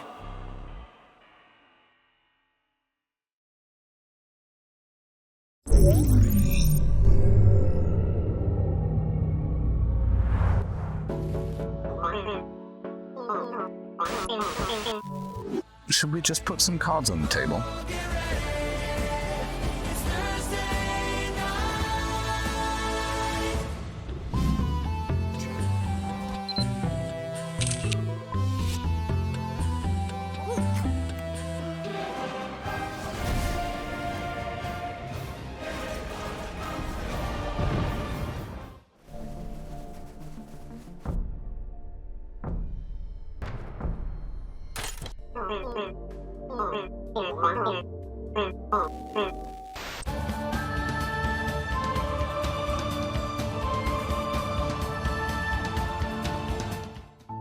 You know what they say, the house always wins. Looks like the joke's on us.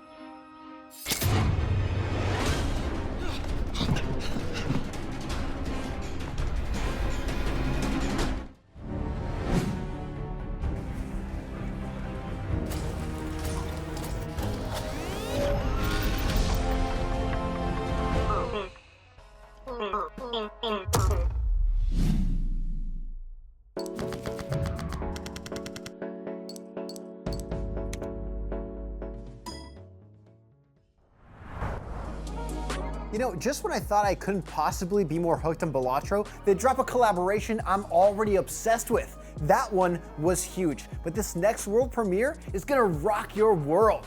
Check it out.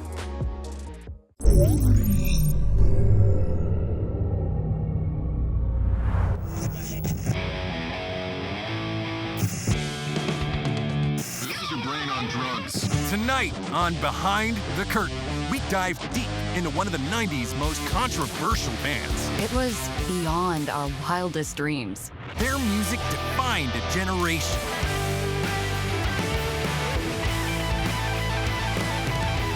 What can I say, man? Artistic genius is a curse. The man behind this meteoric rise, their notorious manager. He drove from out of town to meet us. We were waiting at this bar. We'll be paying this guy, so I want to know. What exactly will you do for us? Plain and simple, I'll make you rich. You know why I'm here, lad? I'm here to f you over. Make me stray, Pharaoh. Filthy rich, drowning in women, piss through it all. Oh my God, Vernon! I know where this road leads, and it ain't nowhere pretty. Looking for trouble? Effervescent, isn't it?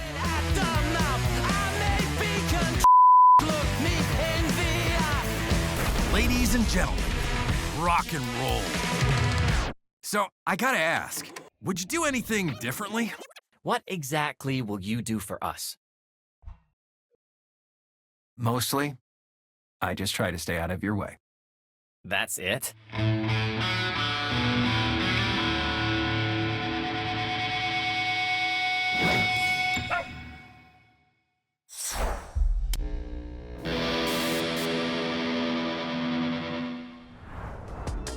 That was the world premiere and release date reveal for Rock Beasts, and it looks like it absolutely rocks. You know, everybody knows that rock beats scissors. Paper beats rock and scissors beats paper, but a beast would probably just destroy all of them, let alone a rock beast. You know, that's something I never had to think about until right now, but it's actually pretty true. So thanks for that information, Al. No I worries. appreciate it. All right, well, there's tons more IGN Xbox Showcase coming up right after this quick break, so please stick around.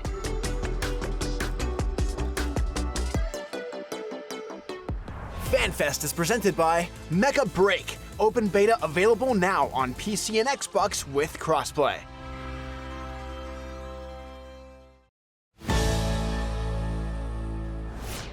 The average Cinefix movie list features nearly 100 different films and approximately 25 minutes worth of wall-to-wall deep dive analysis. To simulate that pace for this 30-second ad, we're featuring 26 different films, and before you say it, no, that math does not check out. We're not math people, we're movie people. We can't even count down from 10 without ending up at, like, 96. Subscribe to IGN Movies and TV for more Cinefix movie lists. Bad at math, great at movies. Can't find that final collectible you're missing? IGN strategy guides and interactive maps are here to help. One step at a time. IGN guides are trusted by millions, easy to use, and best of all, free. IGN has the very best, most complete and accurate guides for Shadow of the Erdtree, Baldur's Gate 3, Tears of the Kingdom, and so much more. See? It's good, right? Every guide is tested and verified for you by experts. Just search for IGN when you search for guides.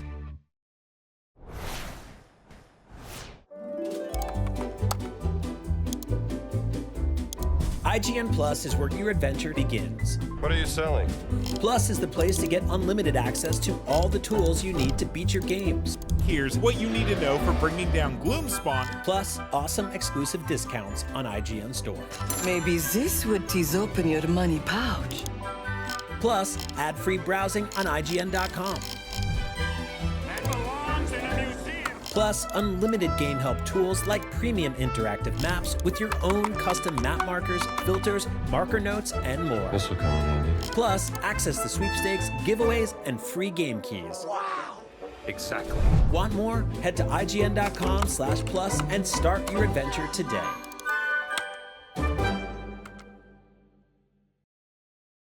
Welcome back to IGN Xbox on IGN FanFest. Up next, 3 more games guaranteed to put a smile on your face, especially if you were fond of a certain rhythm-based strategy series that involved commanding an army of little creatures to the tune of a catchy soundtrack.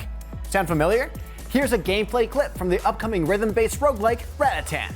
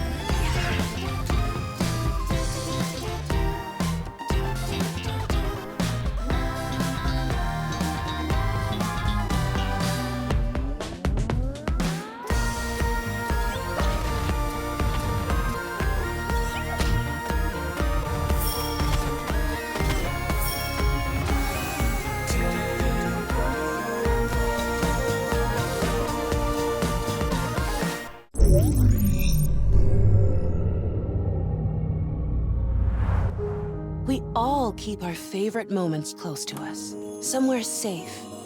This box holds mine. Welcome to Widow. This is a cozy, story-driven game about my happiest memory, summer in the countryside. Let me show you. It's simple. Just drag each object to its place, assembling the story, piece by piece, cup to cup, cat to cat. One summer, I was sent to the countryside. You know, a place that's not marked on any map. I used to be such a city girl, always online, always busy. Spending my whole summer in a forsaken village? No thanks. But here I am, surrounded by a gang of geese, clearly thinking they're the biggest deal around here. But who had been feeding them so well? Perhaps a goose grandma who always says they're too skinny? I had to fight a sneaky goat every day from my own backpack, cheered on by the laughter of the tiny yellow goslings. And that's how the story starts. My first day in a sweet village, full of joy, friendly faces, and welcoming warmth from the locals. Lovely place. But, you know, everything changed when I met Ben.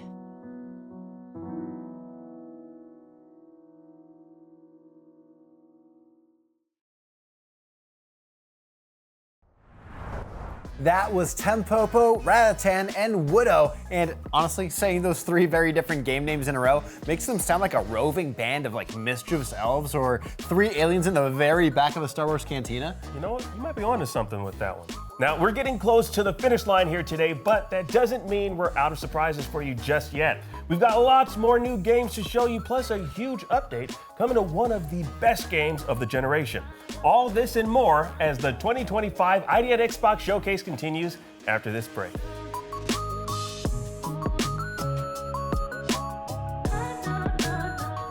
FanFest is presented by War Robots Frontiers. Pre-register now for an exclusive reward.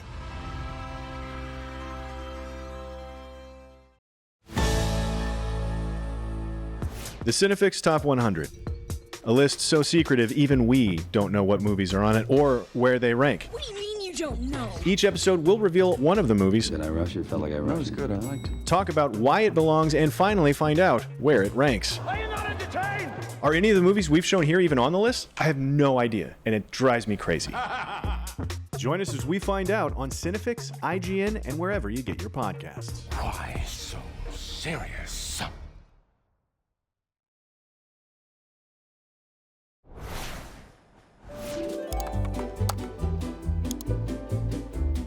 IGN Plus is where your adventure begins. What are you selling? Plus is the place to get unlimited access to all the tools you need to beat your games. Here's what you need to know for bringing down Gloomspawn. Plus awesome exclusive discounts on IGN Store. Maybe this would tease open your money pouch. Plus ad-free browsing on IGN.com. Plus, unlimited game help tools like premium interactive maps with your own custom map markers, filters, marker notes, and more. This will come in handy. Plus, access to sweepstakes, giveaways, and free game keys. Wow! Exactly. Want more? Head to IGN.com/plus and start your adventure today.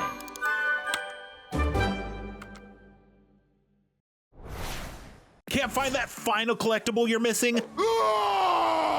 IGN strategy guides and interactive maps are here to help. One step at a time. IGN guides are trusted by millions, easy to use, and best of all, free.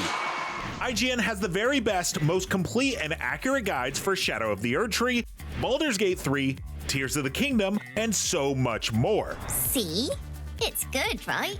Every guide is tested and verified for you by experts. Just search for IGN when you search for guides. Welcome back to the 2025 IGN Xbox Showcase right here on IGN's FanFest. Now up next, we've got a bunch of new game trailers to show you, so hey, instead of just teasing you and making you try to guess what we're gonna show you, we'll just cut to the chase and give you what you want. Take it away.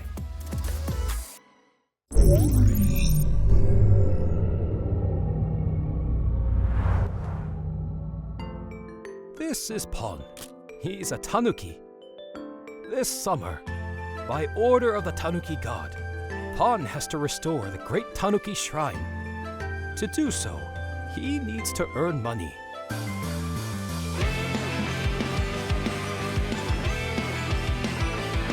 Pon takes on the role of the delivery Tanuki, mixing hard work with stunting around town.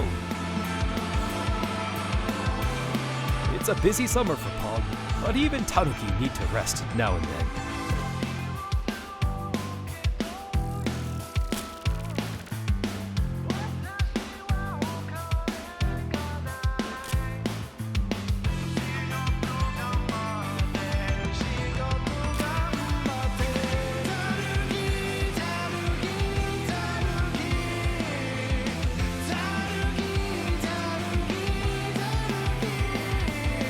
This is Pon Summer. We hope you'll enjoy the adventure together. Tanuki, Pon Summer. Available on Xbox Game Pass later this year.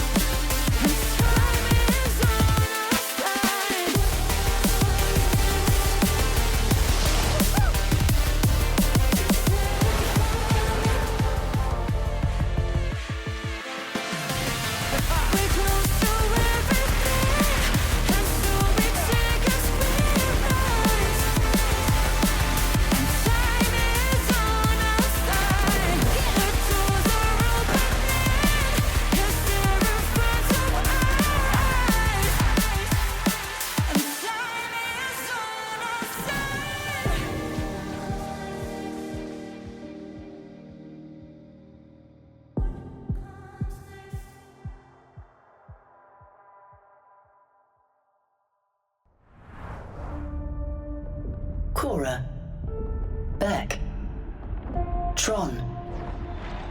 Every grid has its heroes. The Arc grid fractures into the glitch, but one program stands against that storm. Exo.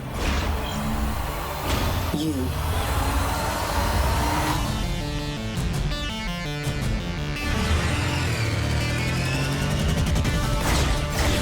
A hero is nothing without their grid.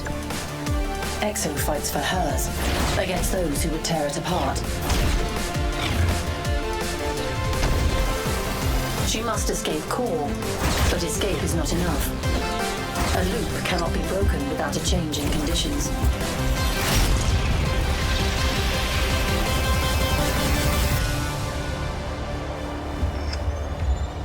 Break the loop program.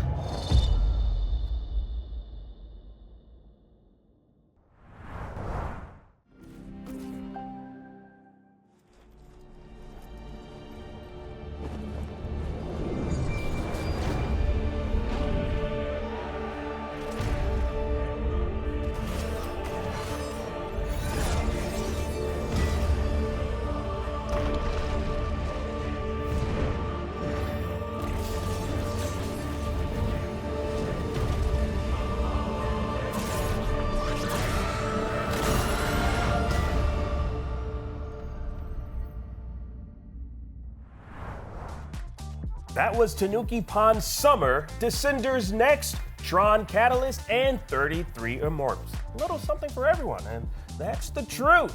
But hey, if the truth really isn't your thing, you probably love the 2023 action game Lies of P that turned the classic story of Pinocchio into a brutal steampunk horror world full of terrifying puppet monsters. Yeah, but 2023 was so long ago, so maybe you're asking yourself, when are we gonna get to go back to the world of Lies of P and experience a whole new adventure? Well, I'm glad you asked, because we have your answer right here and right now on the 2025 IGN Xbox Showcase. Take a look.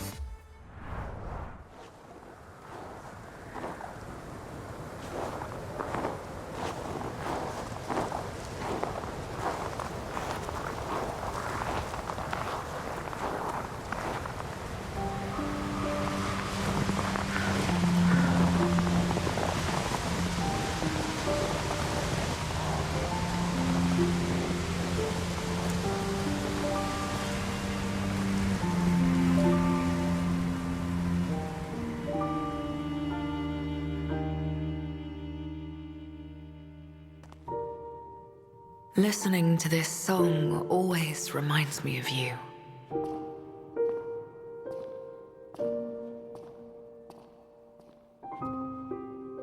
But now you belong to the past.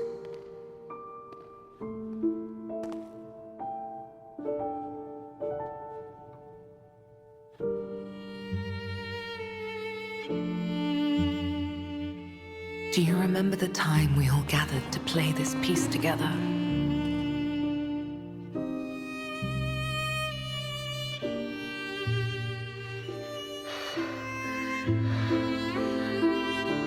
I never got to say farewell.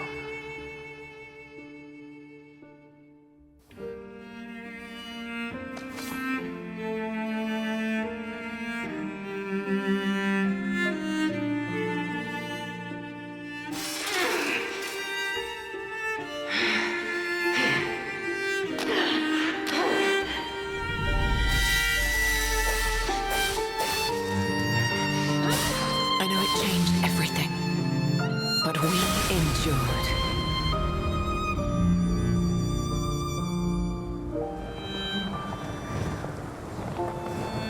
Perhaps someday, if we can cross the bounds of time, we'll meet again.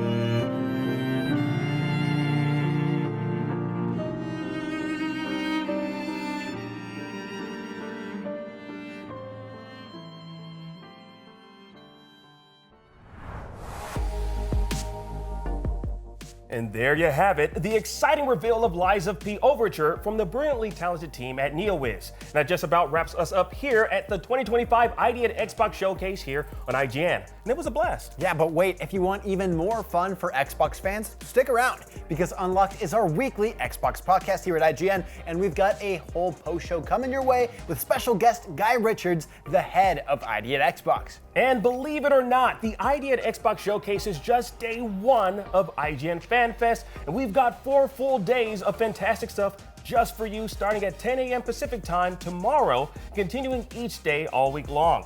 And we'll have new looks at things like Mythic Quest, Daredevil Born Again, WWE 2K25, Alien Rogue Incursion, the new horror comedy The Monkey, and tons more. Check out IGN.com for the full schedule and IGN's YouTube channel for anything you might have missed. But for now, thank you all so much for watching the ID at Xbox Showcase and celebrating all these fantastic game reveals with us at IGN. It's always an honor to partner with Xbox to help bring you the future of Xbox games. We'll see you again very soon.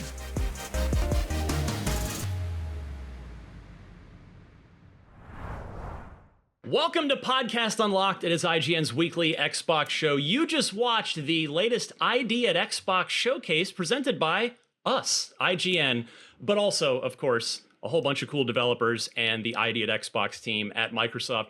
My name is Ryan McCaffrey, joining you. This is officially episode 681 of Podcast Unlocked. And joining me, as always, Michael Hyam. Good to see you, sir. Hi, thanks for having me every week, because you have to have me on every week now. That's right. It's in the contract. It's done. I signed it in blood. There's nothing I can do about it now. You can go off the rails, and I'm stuck with you. Really, that's right. That's what it amounts to. Say less. Miranda Sanchez, I know you're still not feeling great, but just thank you for being here. I know it's been a bit of a tough road for you lately. Yeah, this is one where I'll encourage you to watch the video, because I'll be doing a lot of movement, talking. I'm a bit of a frog. This is the best I could get my voice right now, so please bear with me. And I'm glad to be back, though. I missed y'all. We missed you too, and hopefully your voice has regained its full strength here fairly soon. And then our special guest here, just next to me on the screen, is Guy Richards. He is the ID at Xbox director. Guy, thank you so much for hanging out with us here. Hey, it's cool to be here. Big fan of the show. Been listening for years, drive to work, walking the dog, all that kind of thing. So, yeah, really excited to talk about some of the awesome games we've just seen. Well, we've got plenty of them. I mean, I think there were 22, maybe, if I had my count correct, something like that. But I wanted to just kind of start real quick. If you could tell the audience, what does ID at Xbox director mean? Because I know, with us, we get the people that aren't in our world. When we try to explain what it is we do, they'll be like, oh, so you play video games all day. And it's like, actually, no. But with you, I actually think I might be guilty of doing what other people do to me, because as the ID at Xbox director, my guess is you play video games all day and try to figure out which ones are a good fit for the ID at Xbox program. So in all seriousness, what sort of does your role encompass? Yeah, I mean, definitely playing games is part of it, right? But there's a lot more to it than that. There's a lot of boring stuff that I guess goes on behind the scenes in terms of just trying to make it easier for independent developers to come to Xbox. Everything we do is centered around trying to empower independent developers to make the games that they want to build and ultimately reach a multi-platform audience through Xbox. So we're always looking at ways that we can make it easier for developers to find new players on console, PC, and cloud. So all of the endpoints and devices that make up the Xbox ecosystem today. And yeah, part of that involves looking at games early, trying to understand what games are a great fit for some of the different initiatives that we've got. I'm here at DICE, so the conference in Vegas this week, so hanging out with some developers. So great opportunity to meet some of the existing partners that are on the program, looking at some of the games that they've got coming to Xbox, where maybe we might dive a little bit deeper in their go-to-market plans and give some feedback and look at ways that we can really partner together on all of their different marketing activities and the ways that they want to bring games to Xbox, as well as meeting new studios that haven't shipped games on Xbox yet, and finding ways that we can help them bring those games to Xbox, so our Xbox fans can experience those games in the future too. So by helping them out, I'm guessing that means in some cases funding. Is it in some cases maybe providing dev kits? Like, kind of, can you give a top level idea of sort of what that means when you're trying to help developers get games to market? Yeah, so there's a whole host of things that we do, right? So getting access to dev kits, SDKs, technology, all the resources that studios need to build games is one part of it. And any developer that signs up for the Idea Xbox program, where we have more than 5,000 studios worldwide at the moment, they get access to like all the same level of like technology and kits that like any other studio worldwide does. We then provide a ton of resources and different teams to help studios go through the process of what's required to ship a game on Xbox. And we connect them with different experts as well, either through like one-to-one meetings where we're looking at the plans that studios have got for their games, or through different events tailored to help developers on different areas of like working with Xbox. So like the Xbox Store team will do kind of more like store-focused events where we'll go over like KPIs and best practices and all like the tips and tricks that like help you do like pre-orders and wish lists and like when to do trials, how to promote your game so you can like once the game's launched have like really sustained like commercial success on the platform, through to events that are more like technical focused as well in terms of like how to build a game for the Xbox ecosystem today and take advantage of some of those tools that are available that make the experience for players across console, PC and cloud really seamless, like cross-save, cross-progression and all these kind of things. So there's a whole host of things that we do in terms of like educating developers, giving them access to technology. And then we work really closely with some of the other programs at Xbox, like Xbox Game Pass. So there's a bunch of games today where they've got a partnership with us to bring their game to Game Pass. So there's like a funding element that's included there. And then we have some funding programs within the Idea Xbox team itself, like our developer acceleration program, where we're already supporting over 150 underrepresented creators that are getting either like port funding or prototype funding to kind of bring those ideas to the Xbox audience as well. So there's a ton more things that I didn't mention, and I've already mentioned lots. So there's just a huge amount of ways that we work with studios to make coming to Xbox easier. It sounds like no 2 days are the same for you. It's a fair thing to say. Yep. I mean, I want to kind of ask something as well that I've been curious as I've gone to a lot of Idea at Xbox events. I think GDC last year, I talked with the developers of Dungeons of Hinterberg, which was pretty big for Idea at Xbox, and that showcase had so many different games from around the world, developers from around the world, and you get to support developers who might not have access to the same resources. I'm like connected to the Southeast Asian game development scene as well, and so I kind of understand the struggles that other regions have with gaining access outside of something like PC, itch.io, or Steam. So is there anything you could share in terms of how you approach finding developers to help support throughout the world? Because I've seen Idea at Xbox do it, so I imagine that is something that you're constantly working on as well. Yeah, so we have a global team of Idea Xbox people that are like out there working with studios. Like you mentioned, like Southeast Asia, there is a region that you're connected with. Like that's a really big focus area for us. Xbox has like a dedicated team out there with people in Thailand and Singapore, South Korea, working with studios in that region. And we just had the new DLC for Lies of P from NeoWitz, that are South Korean team. Yep. So we've got, some areas where we have really dedicated support, but a really like global team as well, making sure that we try and get good representation. And on our Indie Selects program, so like some of the dash coverage that we do monthly to celebrate indie games on Xbox, there's a whole South Korean creator channel which is live on the store at the moment. So again, it's not just about finding games in that in those types of regions, but the efforts really carry through like end to end at Xbox. So you're seeing like our marketing and our store teams like really leaning into the work that we're doing to discover more great games from those regions too. And I have to imagine that the smallest dev teams you work with are one person. I imagine a lot of Idea at Xbox creators are one person projects. But like how far does it go the other way? Like what's the largest teams that you work with? It's pretty varied, right? So we definitely have studios which can be as small as one person, and then we get up to some of the world's like biggest independent developers that are in the regions of having like hundreds of people making games for them at the same time, right? And I think even if we look at the showcase today, like there's a great variety of content and different ways that games are coming to Xbox. There's studios that have worked with us before that are self-publishing. There's new studios. There's some of the industry's leading like independent publishers like Team 17 with titles in there. We're supporting up and coming publishers like Cult Games, which have got 2 games in the showcase. So there's lots of different types of studios, different ways that games can come to Xbox, and we really work to provide the flexibility for whatever way like a game wants to come to Xbox. We can support it. Now, sorry, Miranda, please go ahead. Sorry, I was just going to say, I think one of the things I appreciate most, as we saw in the presentation, is that you guys always do such a great job of selecting such a wide variety of kinds of games too, and really championing, I think, games for all ages as well, which is kind of a big thing.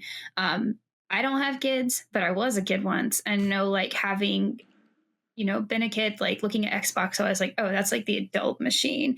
But I think with Idea at Xbox, I've seen more and more games that are a little bit more kid friendly come to Xbox and be like really championed in a way and very visible, that I think is really important to make it feel a little bit more welcoming to all kinds of people who want to play all kinds of games. Yeah, definitely. Like we want to make sure there's a game for everyone and an audience for every game, right? And like we can't always predict like what the size of that audience is going to be, but it's really important to us that every developer has an equal shot of reaching that audience and having success on the platform. So yeah, I'm just seeing the video for Tempopo rolling at the moment, and like something like this, right? Like really accessible. Like really looking forward to playing this one. Yeah, it's so cute, but also still complex enough to be like, oh, like there's some sort of puzzle element to it, and like creativity. And I think those are the really special games to find. And I think without, you guys being able to help champion them, it's kind of hard to find them. So I love Idea at Xbox, so. Also, I was going to say, like, the music too on this one, like, once you listen to it, you just can't get it out of your head. It's so catchy. You just feel like humming it all day. To follow up on Miranda's point, I'm curious, is there a conscious, active curation that goes on where, like, do you take notice of, oh, we're signing a lot of deck building roguelites. But not very many of physics puzzle platformers. Let's look at some, or is it more just kind of whatever the developers are submitting? I'm just sort of curious how you approach it in terms of the curation for the program. Yeah, so for the program all up, we're really broad in the approach, right? It's like, we want every developer to be able to bring their game to Xbox. And if that means that we end up with, like 10 puzzle games in a specific like genre and theme, then like that's cool, right? Because we're like opening up the platform for like those developers to be creative and all have an equal shot at reaching an audience.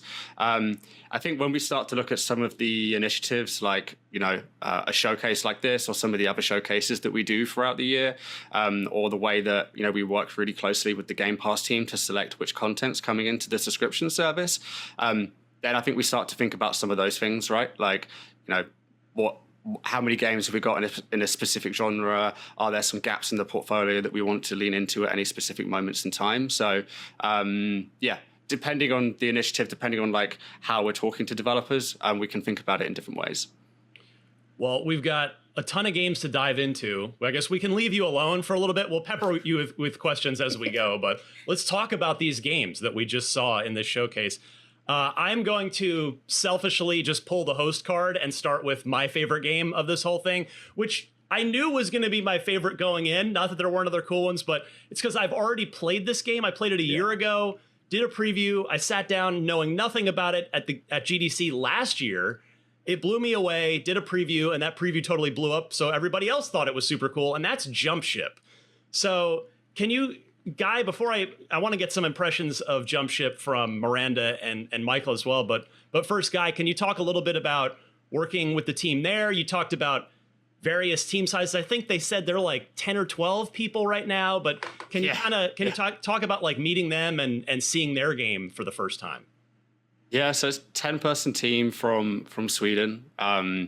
the co-founders, Daniel and Philip, both come from, or Daniel comes from Coffee Stain and Mojang, and Philip from Hazelight. So like we've known the team for a long time before.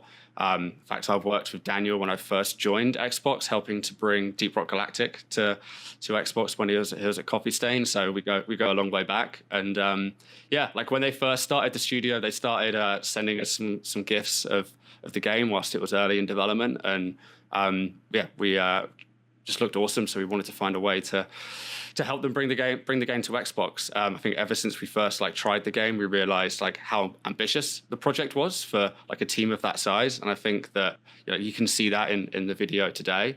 And the Nordics as a region, I think has such a strong heritage in co-op experiences. If you look at some of the games again, like the games from Hazelight, It Takes Two, with games like Dark Tide and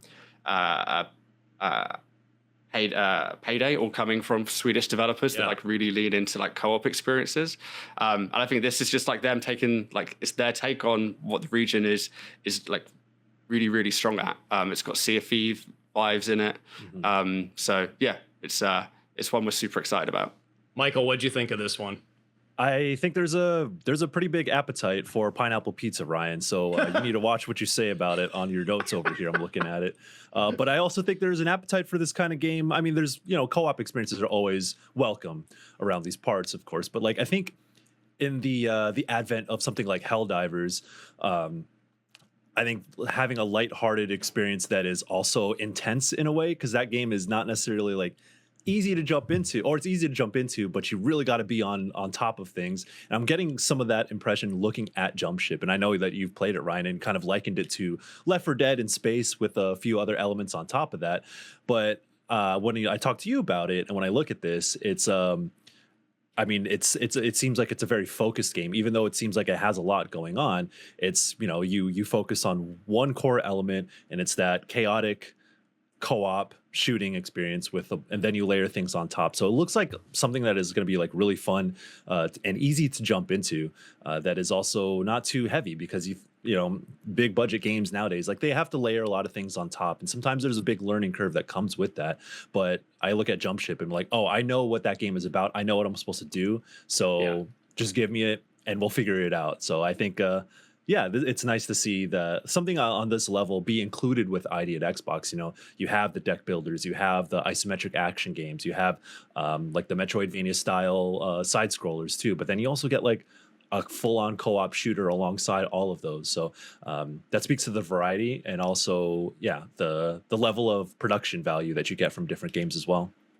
Miranda, I know that you love playing co-op action games with friends, with family members. How did Jump Ship resonate with you when you took a look at it here? First, Hawaiian pizza's great. Yeah, that's all I'm gonna say. I think it's delicious. It's great. You can find some really great slices out there. Yeah. Hey, yeah. Sorry, Ryan, you're the odd one out here. You're not on the team here. I'm sorry. I have to rethink these relationships on this podcast.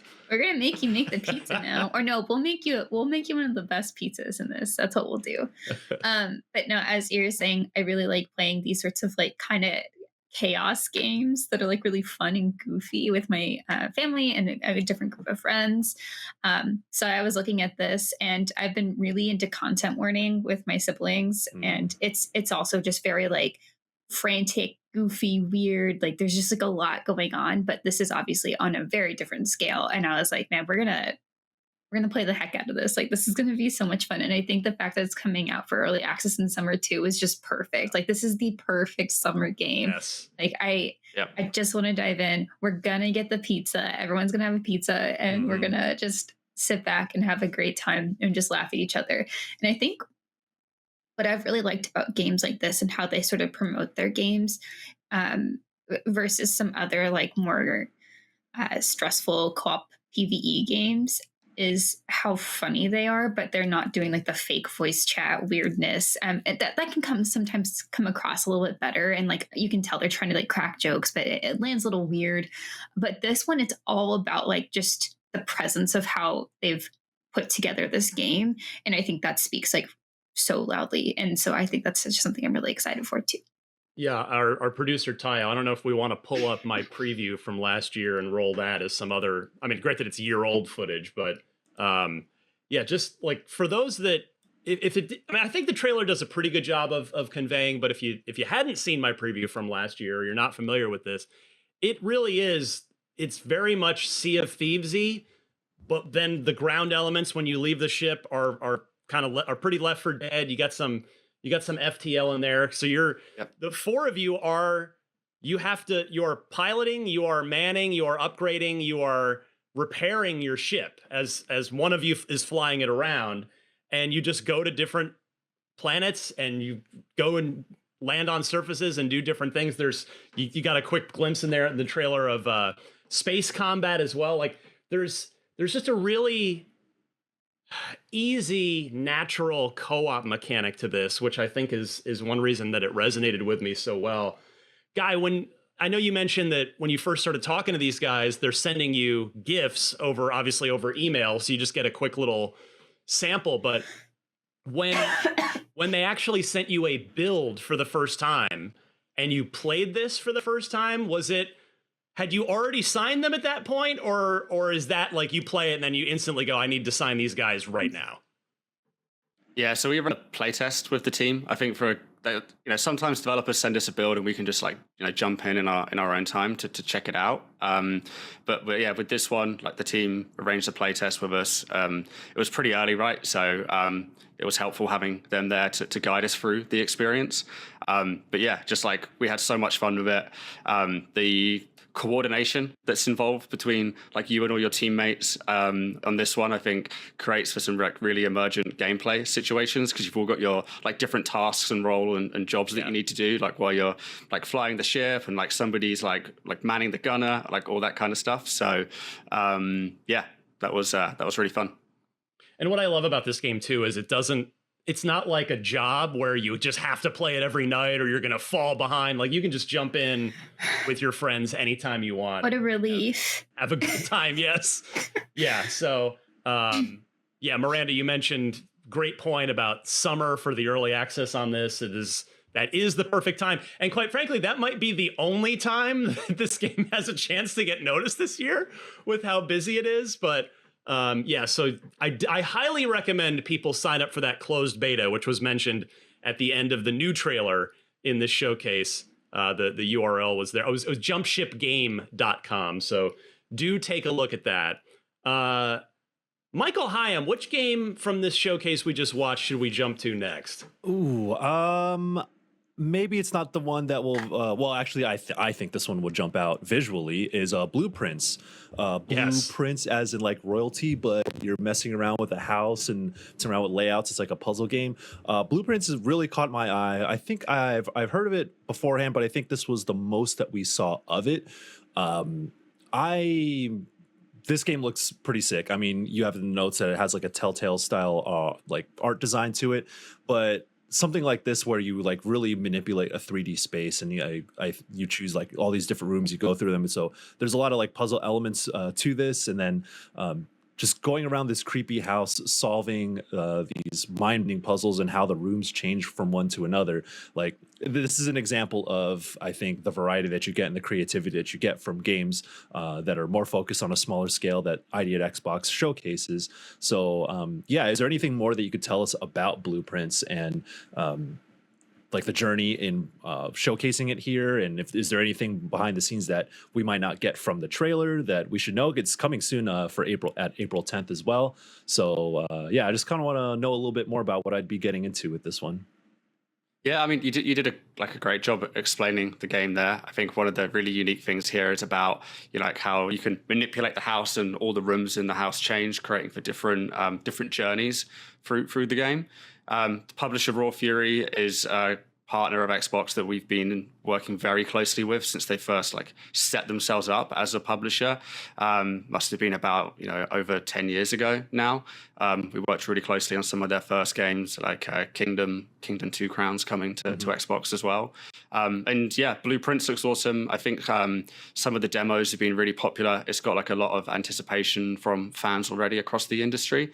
and looking forward to playing this game day one when it comes to Xbox Game Pass. And yeah, it's awesome that they're able to be in a position to finally announce the release date as well. Sweet, And it looks like it's probably not spooky, because I know Miranda's not.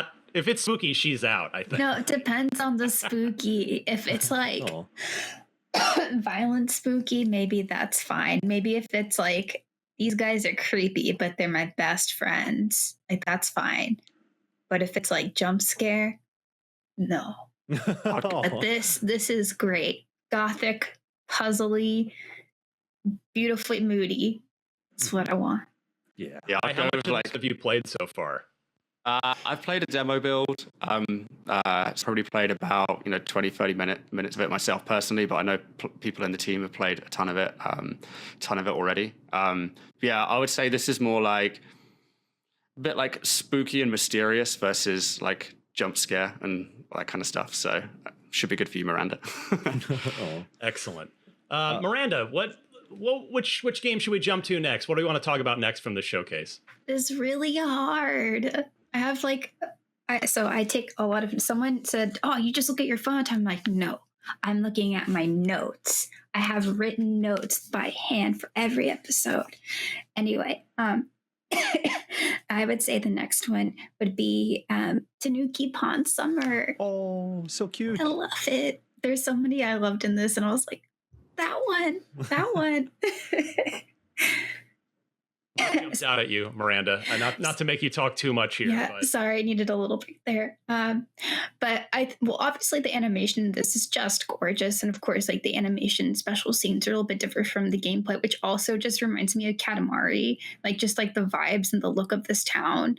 I also, again, I think what I'm looking for here are just like interesting, lighthearted and goofy things where you're like doing, shred.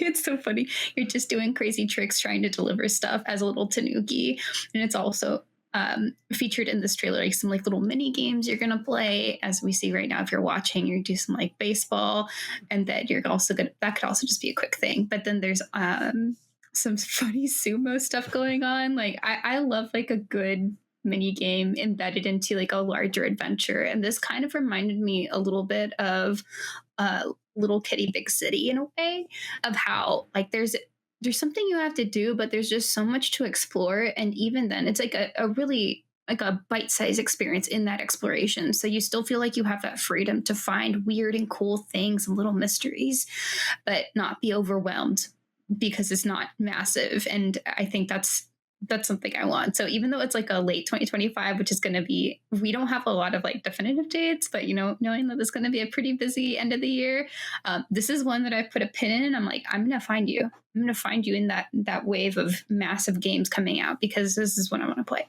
It's very cute. Yeah, this looked like a more interesting package delivery game to me than, say, Death Stranding. Oh, hey. Death Stranding taking some shots now. I like Death Stranding too. I like delivering packages. What can I say?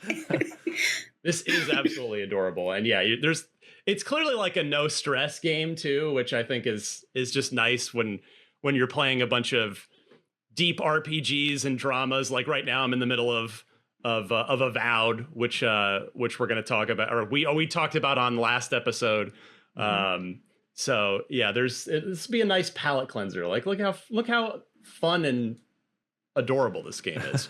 Mr. Hyam, your reactions on this one? This is my kind of thing. I love cute. The thing too, like Miranda said, this is Dave Mirra's BMX on top of a bunch of mini games, on top of being cute, on top of being a package delivery game. So I guess I'm just curious, Guy, like how do all these, if you could speak to it, how do all these seemingly disparate elements come together for this game? Like in what context am I playing baseball and then sumo wrestling and then doing a bunch of tricks on my bike to deliver things? Not that I'm complaining about it, but I'm just curious how it all fits together. Yeah, so the kind of like overall story arch for the game is, so you're a raccoon delivery driver, going around on your bike on the village. But your goal is to earn money to effectively like restore the great Tanuki god shrine in the village. So you'll see that you'll do the bikes and the tricks to help you get around the village. There's like mini games that you'll discover on that journey as well. This one's just really charming. Like, just see the artwork, you see the game. It just looks like something which just really chill and wholesome to play. So yeah, we fell in love with this one pretty early. Chill and awesome and stress-free and charm. Those are all things. I feel like the older I get, the more I value those things in games. Maybe it's just because it's nice escapism sometimes. But yeah, this one looks great. So super cool that it's launching straight into Game Pass towards the end of the year here. All right, Guy, you're our special guest this week. I want to give you the next choice. Which game from our showcase shall we talk a little bit about next? Descenders Next would be a fun one to chat about. So it's the sequel to Descenders from Rage Squid in the Netherlands. And the previous game, Descenders, we had a really close relationship with them on that one. So that game launched into game preview. So they did early access on Xbox. So they wanted to build that game with getting community feedback. And then when it left game preview, it launched into Xbox Game Pass on day one.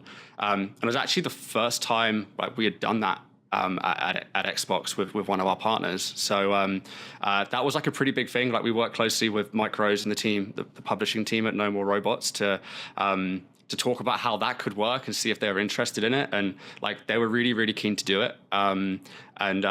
That influx of players that the game got day one, like really like accelerated the growth of that game, not just on Xbox, but like across the whole industry as well. And, Mike and the team have been really, really vocal about that. So with Descenders Next, like it's got more extreme sports. There's the dirt boarding. They've got snowboarding in there as well. It just looks like really epic, and it's great to see the team like adding like more real-time multiplayer into it as well. So yeah, that's going to come to Game Pass day one on April the 9th, and it just feels like one of those really like arcadey pick up and play games that you can jump in with your friends. I've sunk a lot of time into the first one, but it's also the type of experience that I'll like jump into in between playing like big RPGs and that kind of thing, because you can just do a couple of runs and try and beat your friends' times on those runs. So this one is one that I'm really looking forward to playing when it comes out. Yeah, I really like, this is like a weird thing to point out maybe, but the what appears to be the gameplay camera angle, like it feels like the camera's a little low. Maybe it's just for the trailer and it's just a cinematic thing and the game's not actually like this, but I hope it is, because I really like this kind of slightly lower angle that a lot of these shots have. But yeah, this looks super just approachable, super pick up and play, good times. And it's right around the corner. This game's out in like a month and a half. It's less than 2 months from now. So yeah, good stuff. All right. Well, we should go back. The game we kicked off with, Revenge of the Savage Planet. This one, ton of charm. We'll pull this video up here in a second, but you've got physics-based, goofy, comedy, survival, exploration. You can spray a bunch of stuff on a bunch of different space animals. You got multiplayer. You can manipulate the game world. Very colorful. You mentioned charm, Guy, and this to me, it certainly oozes charm right out of the screen. I mean, it just seems, again, like a pretty lighthearted, stress-free, could be fun. This game I could see being fun to just get online with your friends in there and just chat, like just catch up with your friends without any real stress or even competition necessarily. So can you kind of talk a little bit more about Revenge of the Savage Planet here, Guy? Yeah, so this is just one of those games where I think it's the type of experience you want to jump into with your friends and goof around for a bit. So I think you did a great job of describing it there. And the first game did a great job coming to Game Pass. It did really well in the service. It had a ton of players. So yeah, like I think there's a big audience for this one on Xbox based on the people that played the previous one. So yeah, it's going to come out. I think did they say May the 8th in the trailer? So not too long to wait for this one. Yeah, it's quite different from Journey of the Savage Planet. I mean, visually, conceptually, it looks very similar to Journey, but it is actually quite different. So, I mean, can you speak to sort of the transitions that they've made from the first game to this one, where the first game was more of like a almost felt like a Metroid Prime, where like it's more of like a exploration, like a progression sort of single player experience, to something that's quite different in like scope and scale and sort of direction? Yeah, yes, there's definitely a lot more that they're bringing to this game. I think compared to the first game, there's just like so many more options for players. There's like, you know, more tools, more variety of like play styles that they can have in it. Yeah, like it's really awesome to see. I think like the studio just continue to build on that first game. I think there's some areas that are full familiar, but yeah, they're definitely taking it in a new bold direction as well. Cool. Yeah. One of my favorite things about Journey also at the time was that it was like a satire of corporate life and capitalistic systems, and you know, taking a goofy approach to poking at those things as well. But I think in the world we live in nowadays, you look back on Journey and be like, maybe it's not so satirical anymore. And I hope that they kind of like lean into that direction even harder. Is there anything you could share in terms of like the story that is surrounding Revenge compared to Journey? Not at this stage. I think I've only played a short amount of this one, so it's one that I'm looking forward to playing a lot when it comes out. But yeah, it's definitely got that like goofy charm that the first one has. So that's something that I'm excited about. Cool. Miranda, which of these adorable animals in the trailer, these space animals, is the cutest one? Probably the first one they show that they goo. It's really funny. And not you'd probably expect the small fluffy one with the big eyes. Not that one. Not it's the first one. It's a little. The eyes are too big. I'm glad we explode it. It's good. But no, this trailer is fantastic. It's so funny. It's like such a great way to start the showcase. Absolutely. Guy, you mentioned when you were talking about this one that the first one saw a lot of success on Game Pass. To kind of take a quick mini tangent here before we get back to talking about the rest of the games, I'm curious, what does that mean in the sense of, because in the pre-Game Pass traditional historical gaming model, it's just how many copies did it sell? But with Game Pass, where you can buy a game in Game Pass for a discount, and I'm sure that's one of the metrics you look at, but like when you say it did well in Game Pass, talking about Journey to the Savage Planet, like, does that mean, is it like a Netflix thing where it's like one of the more played games in ID at Xbox on Game Pass? Or I know you can't speak to like specific numbers, but can you speak maybe a little bit to holistically how you look at and measure success when it comes to the ID at Xbox program, and maybe specifically as it pertains to Game Pass? Yeah, I think it's important to note that success can look different for any game and any developer, whether that's on Xbox or in Game Pass as well, right? So, you know, if you take a game like Journey to the Savage Planet, you know, you can look at like how many people played the game in Game Pass, like how long they played it for, like the sort of like player behaviors whilst the game was in the service as well, right? Like how often they came back and played it, like all these types of things, right? So there's a ton of different metrics that we can consider towards that. But yeah, like different games have like different ways to be successful on the platform and in Game Pass. Like we're just looking at like the Tanuki, right?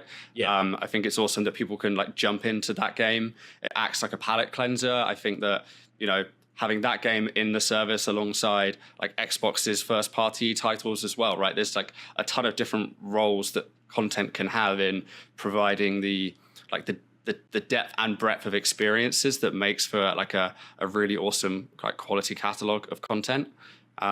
So yeah, like success could look different for different developers, and the first one did really well. We're really happy with the amount of fans it had on Xbox and with Game Pass, and that definitely contributes towards us wanting to work again on the sequel, right? Good stuff. Miranda, back to you. Which game would you like to talk about next of the many, many games in this showcase?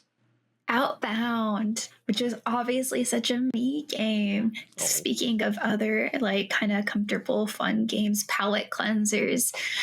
Sometimes, as far as palate cleansers go, I'll actually look for games that have like super short experiences as well that I can play in between. Say like if I have like 4 hours of meetings, I'm like I just need to like rinse out my brain. This is not quite that, but I think I look for like other sorts of cozy games, whether it's like after a really long day or something. And this one just feels like it's got the customization. It's obviously got this like cute camper. I can't tell you how many like there's a lot of cute camper videos on YouTube, guys. People restore their campers and make really cool things. And now you can do this and make a little greenhouse on top, which is even better.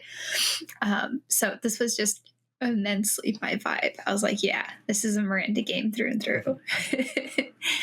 I'm so glad you mentioned this one because this is actually the one that I was going to bring up next if it came back when it came back around to my turn. So I'm really glad you mentioned it because to me, number one for me here the thing that draws me in right off the bat is the art style because it's a little Firewatchy and maybe part of that's the setting too, right? Like I thought of that too. It's like the pleasant Firewatch. But yeah, it's like instead of being Firewatch, but instead of being the lookout, you're just a citizen coming to camp in the national park in your camper van. But yeah, it's just I love the art style, and as you said, it's just oh yeah, look at our mega producer Tayo bringing it with that Firewatch footage right away. Man, I missed that game. What a great one-off that ended up being. But hey, those guys went on to contribute to Half-Life Alyx, so I can't really complain. But yes, Outbound just seems like you can just sink yourself in it for 10 minutes or an hour or 4 hours or however much you really want to.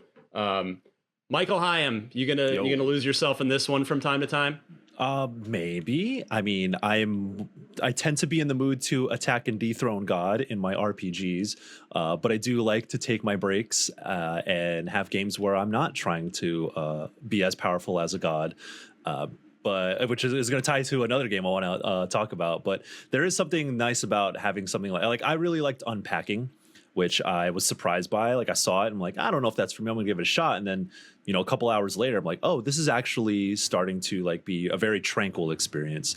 And a lot of people get that sort of thing from like an Animal Crossing or like a power wash simulator. So there is something valuable about having that stress-free experience, even though building out your camper might seem like work, but there is something nice to creating your own space and making it yours. And I feel like there are a lot of games that have elements of that. Even something like Starfield, where there's an element where you're like building your own base on a planet somewhere else. There was like, instead of going down these side quests where I'm trying to hunt down some evil corporate goon or whatever, I could go to a planet and just start building my own space, my own camp. And there's something very, very valuable about that experience. And if a game like dedicates itself to that specific sort of thing, like Outbound, it seems, there's an appetite for this sort of game too, whether it be someone's palate cleanser or the type of thing that they want to get into specifically.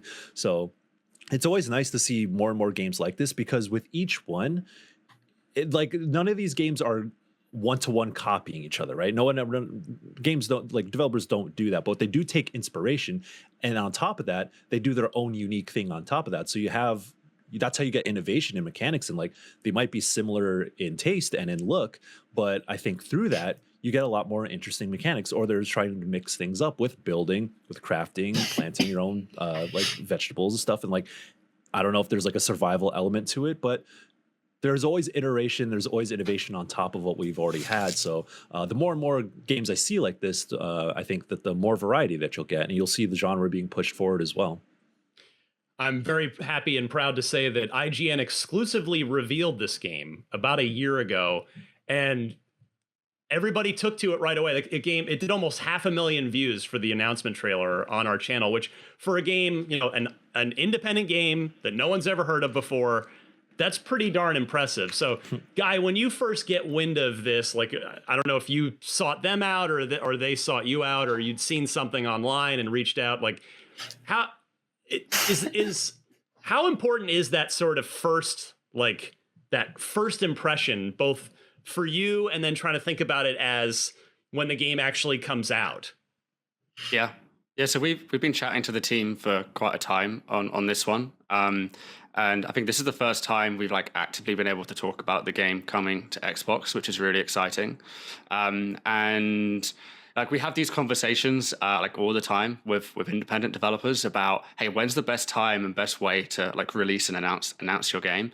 I think this is a situation where like we love the game since the moment we saw it before it was announced, but like them partnering with you on the exclusive announcement and the anticipation that that's been able to create for the game, like we pick up on that as well, right? Like we're following like reactions to game in the media and from players as well.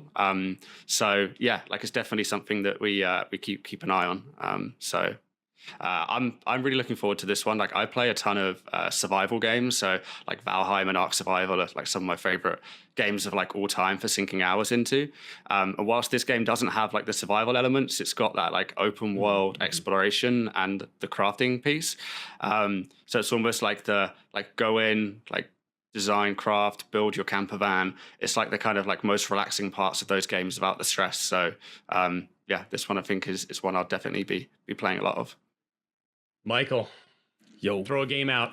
What do you got? I was talking about attacking and dethroning gods. So the one game I'm curious about now that I've seen it multiple times, is 33 Immortals, which I first played during the summer of 2023, I believe. Yep, me too. I was there as well. You were in that room. I remember that because I was like, oh, that's Ryan McCaffrey. He doesn't know me, but I know him.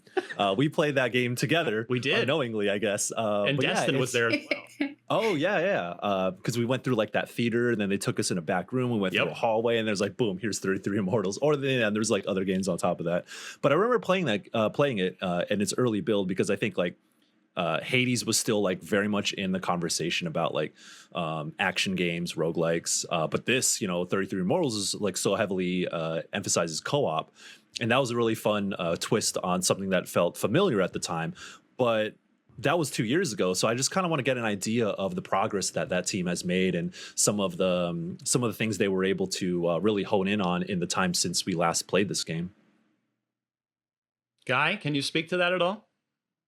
It's been a long road on this one. Like where it's been in the public eye. I mean, I'm sure you work with developers for many, many years before a game sees the light of day all the time, but this is one where they've been showing it, they've been iterating on it. So kind of what's the process for kind of finding that balance between like, all right, we want to keep supporting you guys, but like, but all right, now we want to crank up the hype machine on this. Like this is now going into early access in a month. Yeah, I mean, we're really led by the developer on this one. So Thunder Lotus have been great partners of Xbox for many, many years, going back to when we had Spiritfarer on stage with us at E3. Like, we'll always remember that game because it was the game after the Keanu Reeves "You're Beautiful" moment. Yeah. So I think like us and the team will always remember that. Like 33 Immortals, I think we announced that at our Xbox Games Summer Showcase 2 years ago now. So yeah, we really we're developer led in terms of how much time they need to finish and make the game and realize their vision. Like we're here to like empower and support them and not get in the way. But when they're ready to talk about the game, when they're ready to lock in on a release date, they're making sure that they've got all the support that they need to hit that date and shout about the game as well.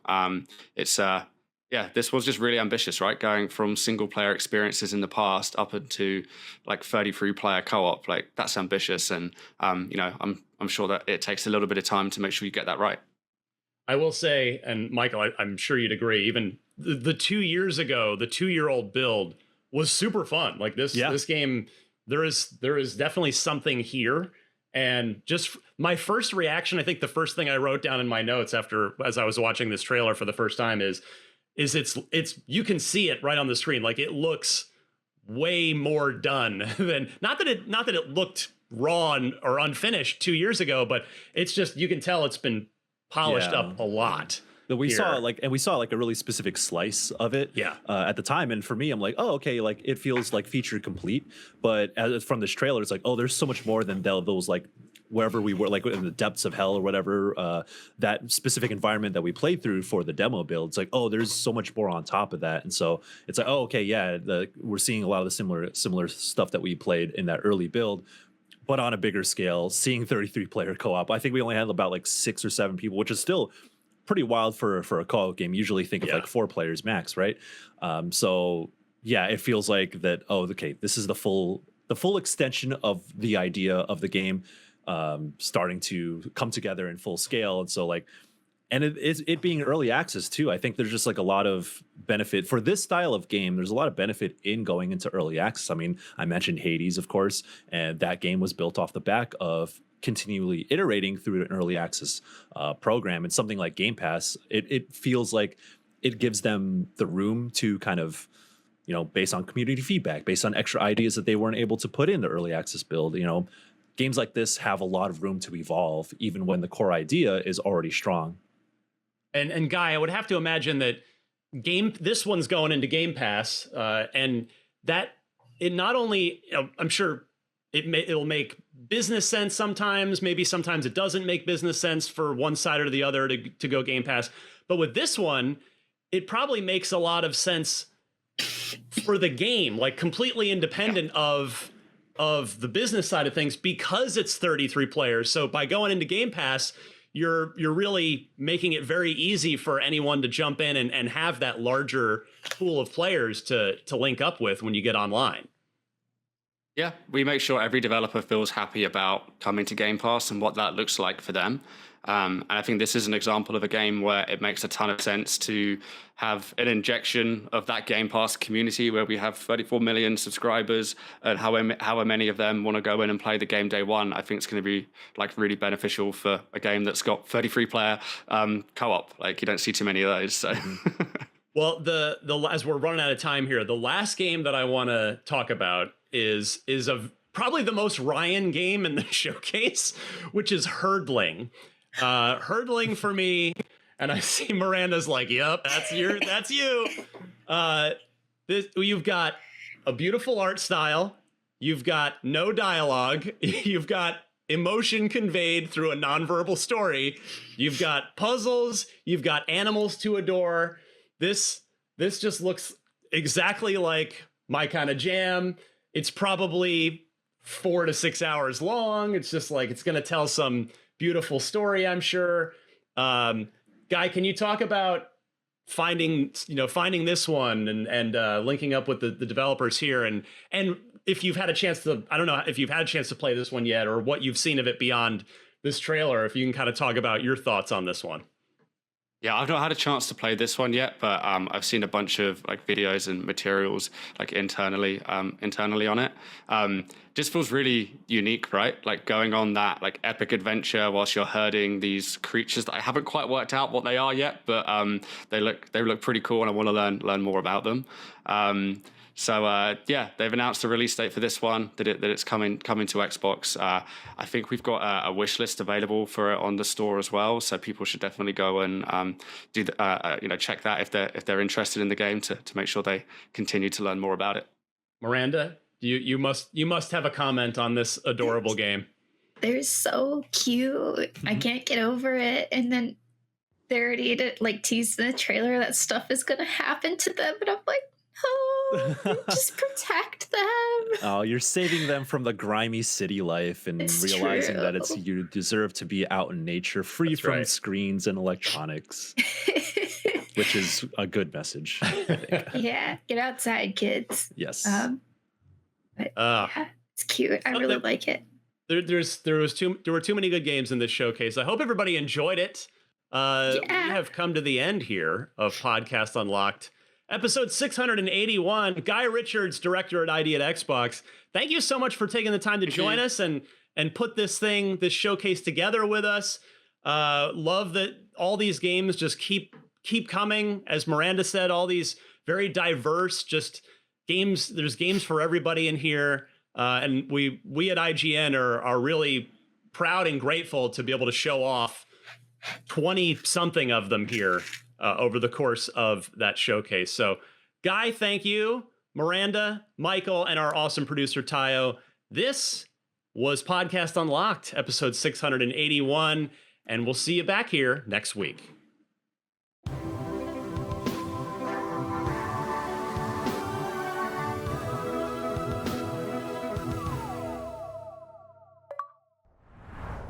Hey there, friends, don't go anywhere. Coming up, we've got a look at Ultimate Sheep Raccoon, the follow-up to Ultimate Chicken Horse from Clever Endeavor Games, a studio that seems determined to make cartoon versions of the entire animal kingdom fight to the death in ridiculously slapstick ways. It's a very specific goal, but we support it. Check it out. You're watching IGN FanFest. 2016's Ultimate Chicken Horse was a fantastic party platforming game that was only missing one thing, even weirder animals. Here to tell us all about the follow-up, Ultimate Sheep Raccoon, is Richard Atlas, Fabio Grisi, Austin Jobry, and Ed Brazil from Clever Endeavor Games. Welcome, everyone. Welcome. Thanks for having us. Thanks for having us. So, Ultimate Sheep Raccoon is the follow-up to Ultimate Chicken Horse, but for anyone who's unfamiliar with these games, what are these games all about? So Ultimate Chicken Horse, at first, is a party platformer where you build the level while you play. So you place things in the level and then run across to the end, and your goal is to make it hard enough for everybody else, but easy enough for you. And that was this game, as you mentioned, that came out 2016. We've had great success with that game, and this is the next rendition. So you are racing bikes across the screen, but you're also placing traps and obstacles in the way to mess with your friends. But everybody's got to run through the same race. So every time you try and screw your friends over, you're also screwing yourself over. Who gets to place traps? How is that determined? Everybody. Everyone. So everybody places traps. Everybody runs through. Okay. So it's fair. Everyone's playing fair.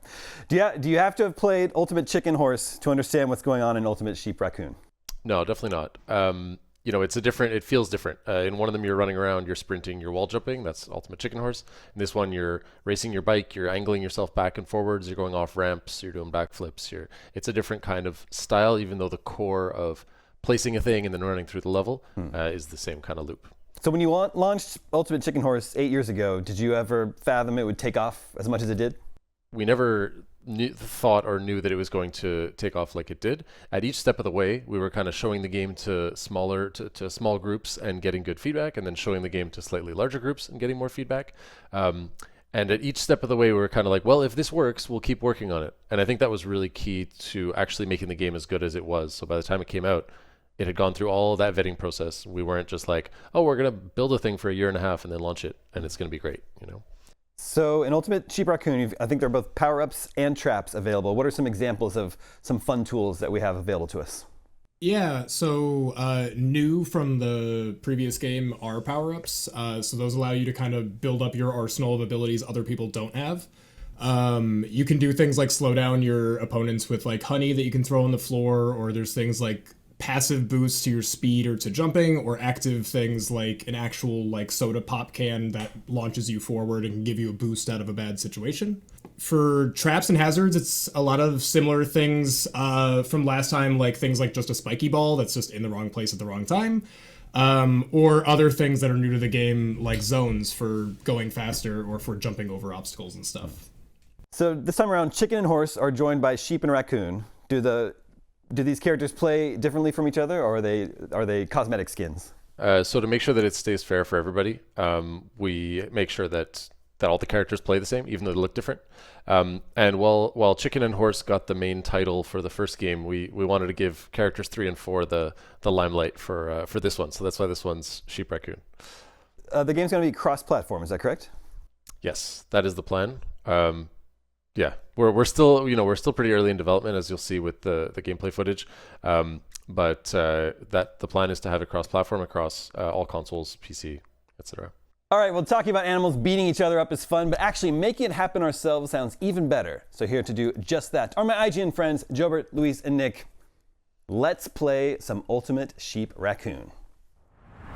Okay. So what is this level? What do we need to know about this one? This is Scrapyard. Okay. This is Scrapyard. We'll get into the level. First thing is choosing your blocks. So a pop-up is going to show up, and you can choose your blocks. You can rotate them, the bumpers, and then you can place them. And we'll see that because we're playing 8 players, only 4 players are going to get to place at once, and then the next round, the other 4 players are going to play. So you can see all the different blocks here. They have these little animations when you hover over them. And we've got a variety of different blocks, like this pendulum swinger that I'll grab, which can bump people around. We've got rails, we've got a coin. Yeah, we'll get more into that as we play. I will give you guys a secret because I like you guys and I want you to do well. If you're going on a treadmill that's going the wrong way for you, doing a wheelie can help you bypass that if you want to be fancy. You can use your triggers to rotate your character a little bit and pop a wheelie. We're getting live game help here. So I want this fan to knock people into that thing, so... How devious of you. I mean, blame Watch people out put for the the hole at the beginning. Wow, everybody got over that hole. Okay, let's go. Let's go. Ah! No. Poor raccoon. Wow. Amazing. I got blown away by the thing that I placed. Sitting there with 0 points. Spacey Chicken and Cool Ranch Sheep doing the exact same play every round. Very cool. All right, choosing so now the other some 4 power-ups. folks are going to place power-ups. Or sorry, blocks, not power-ups. Oh, these are blocks, okay.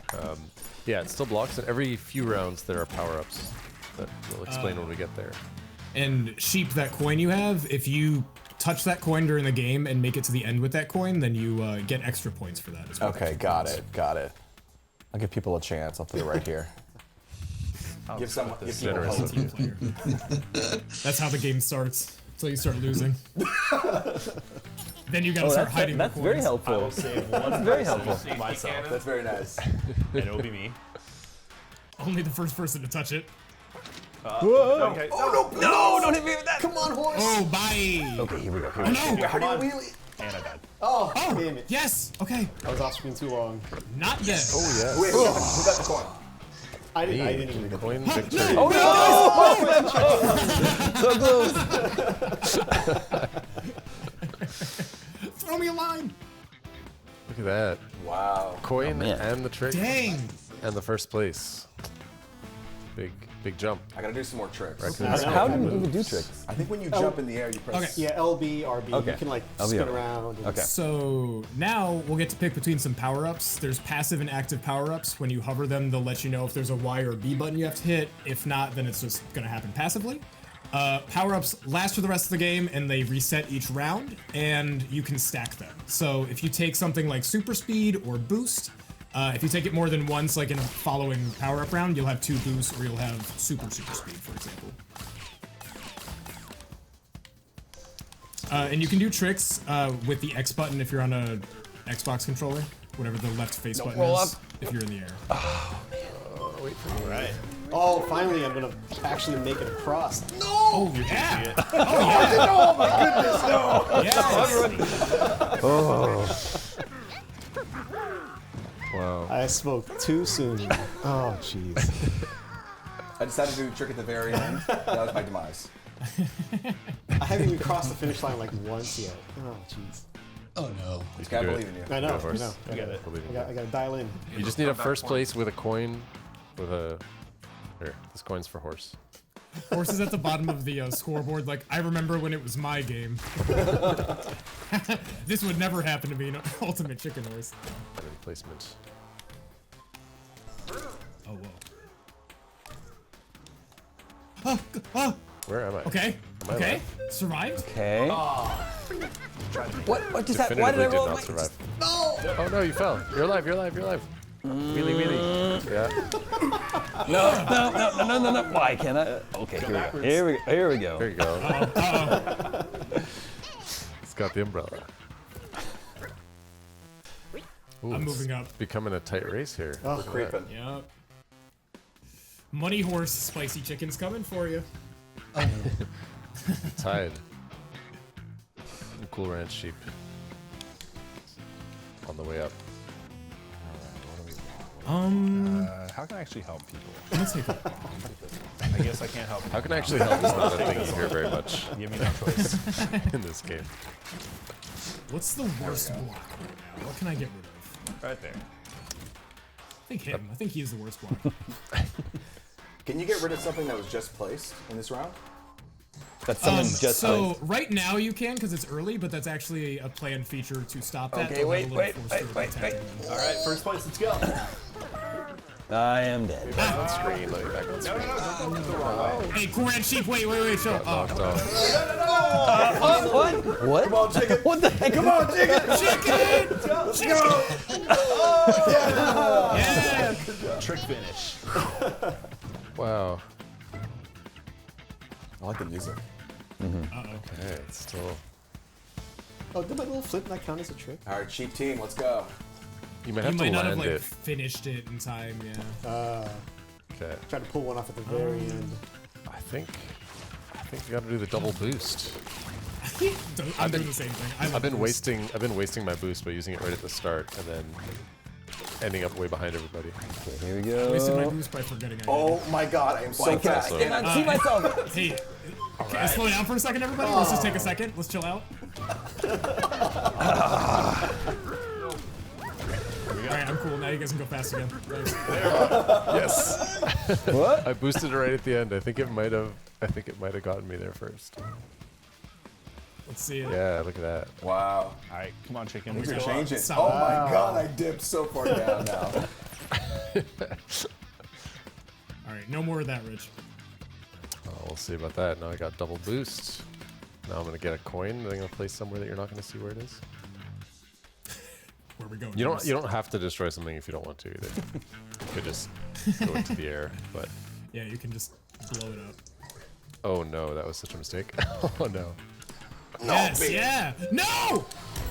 Oh, so I did trip it. Come on. Fell Did you off fall my into a bike. hole? I was going so fast. Right at the end. I don't know where I am. No, get up there. Oh, no way! Cool The red wall sheep. crawler! What? Not the wall crawl! I think I'm Breaks still. that down with the I Dave. think that's me. I think that's me. There's still hope. Oh, so You I'm can, stuck. Keep going. wait. You can hold. You can hold B. Hold B Yeah. to reset. You can still do it. You can still have time. Oh no. Where to go? Oh, I have to start over? 13 seconds. Okay, here we go. 10 seconds. Go, You go, have to go. want it, Raccoon. Never give up. 5 seconds, Raccoon. Oh my god.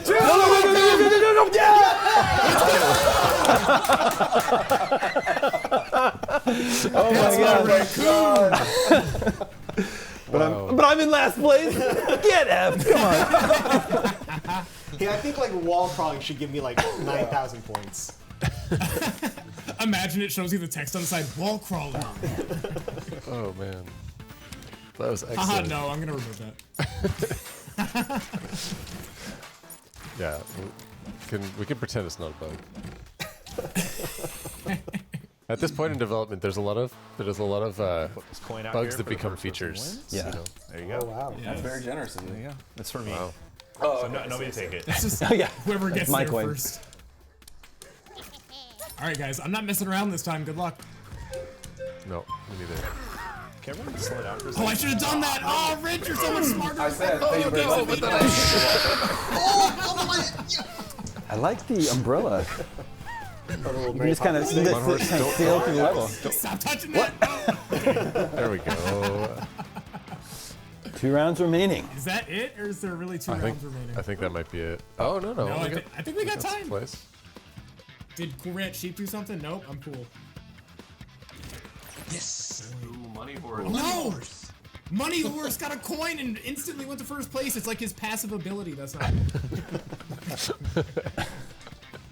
Disclaimer: not a real mechanic. Not a real mechanic. Okay.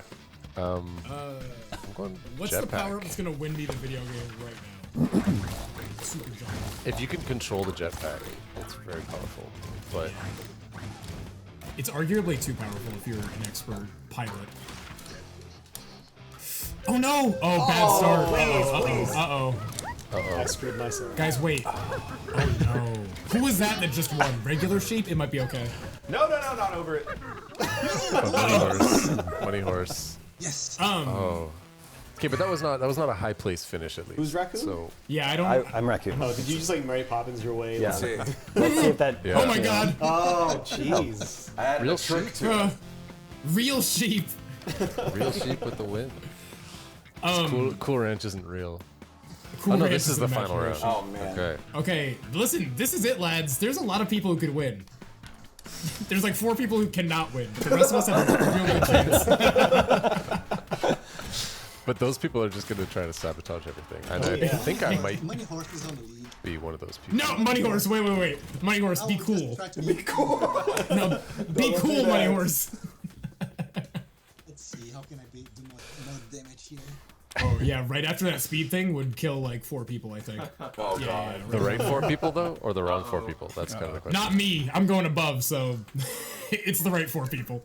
Oh, that was me. Somebody touch that for me. Somebody touch that for me. Thank you. Uh-oh. Any idea? Your hair trigger on this jump button. No, wait. Wait, no! Yes, first place. Oh, Cool Ranch. I threw it all away. I mean, I think Fabio came second, so I think that's gonna. All right, clinch it. I threw. There's Money. Oh, Money Horse! Money Horse. Money Horse. Money Horse. Oh, wow. Wow, good game. That was a good game. I'm sweating. That was good. That was a good game. Yeah, GG. And that was Ultimate Sheep Raccoon. Go wishlist Ultimate Sheep Raccoon right now if you too would like to get in arguments with friends, coworkers, and family members. We've got lots more FanFest ahead right here on IGN, so don't go anywhere. FanFest is presented by the Army National Guard. Rise to every challenge and overcome everything. The next greatest generation is now. IGN Store has it all. From clothes and collectibles to vinyl records, accessories, model kits, and action figures from the biggest and best franchises like The Legend of Zelda, Star Wars, Fallout, Dungeons & Dragons, and more. Whatever your pop culture passion, you're guaranteed to find something you love. There are new and exciting products hitting the store every week, like the Wasteland-ready Fallout Vault 33 hoodie, which pairs perfectly with the working wearable Pip-Boy. Plus, high-quality IGN Store exclusives like the powerful and spicy Star Wars Darkside Hot Sauce by Truff. We've even got merchandise for you to rock while tuning in to the IGN shows and podcasts you love. Or cap off a long day by relaxing to the soundtracks of your favorite video games, like Cyberpunk and The Last of Us. And the best part? You don't even need to leave the house to go there. Just head to store.ign.com and start shopping today. The IGN Store. You deserve it. Catch up on your up-to-the-minute gaming and entertainment news with IGN Podcast. What's up, everybody? Welcome to a very special episode of IGN Game Scoop. Game Scoop has you covered for all things gaming and the latest game releases. Obviously, we're going to do Game of the Year Watch. Tune into Podcast Beyond for the biggest PlayStation news. Y'all gonna have to let me cook, because these game devs need to learn a lesson. Everything Xbox on Podcast Unlocked. This is Steve Downs, the voice of Master Chief. Catch up with your Super Nintendos on Nintendo Voice Chat. Seth Macy's candidate for Game of Infinity. And get all the latest console news and rumors with Next Gen Console Watch. Now Xbox and Phil Spencer are even saying that a mid-gen refresh isn't even necessary. The Cinefix Top 100 podcast picks a movie every week to celebrate and debate. It's kind of every movie's grandpa. Check out the sophisticated tech breakdowns on Digital Foundry Direct Weekly. Which is an absolutely beautiful game. And dip into the business of games on the GamesIndustry.biz microcast. We are going to be digging into the biggest stories of the past week. IGN Podcasts.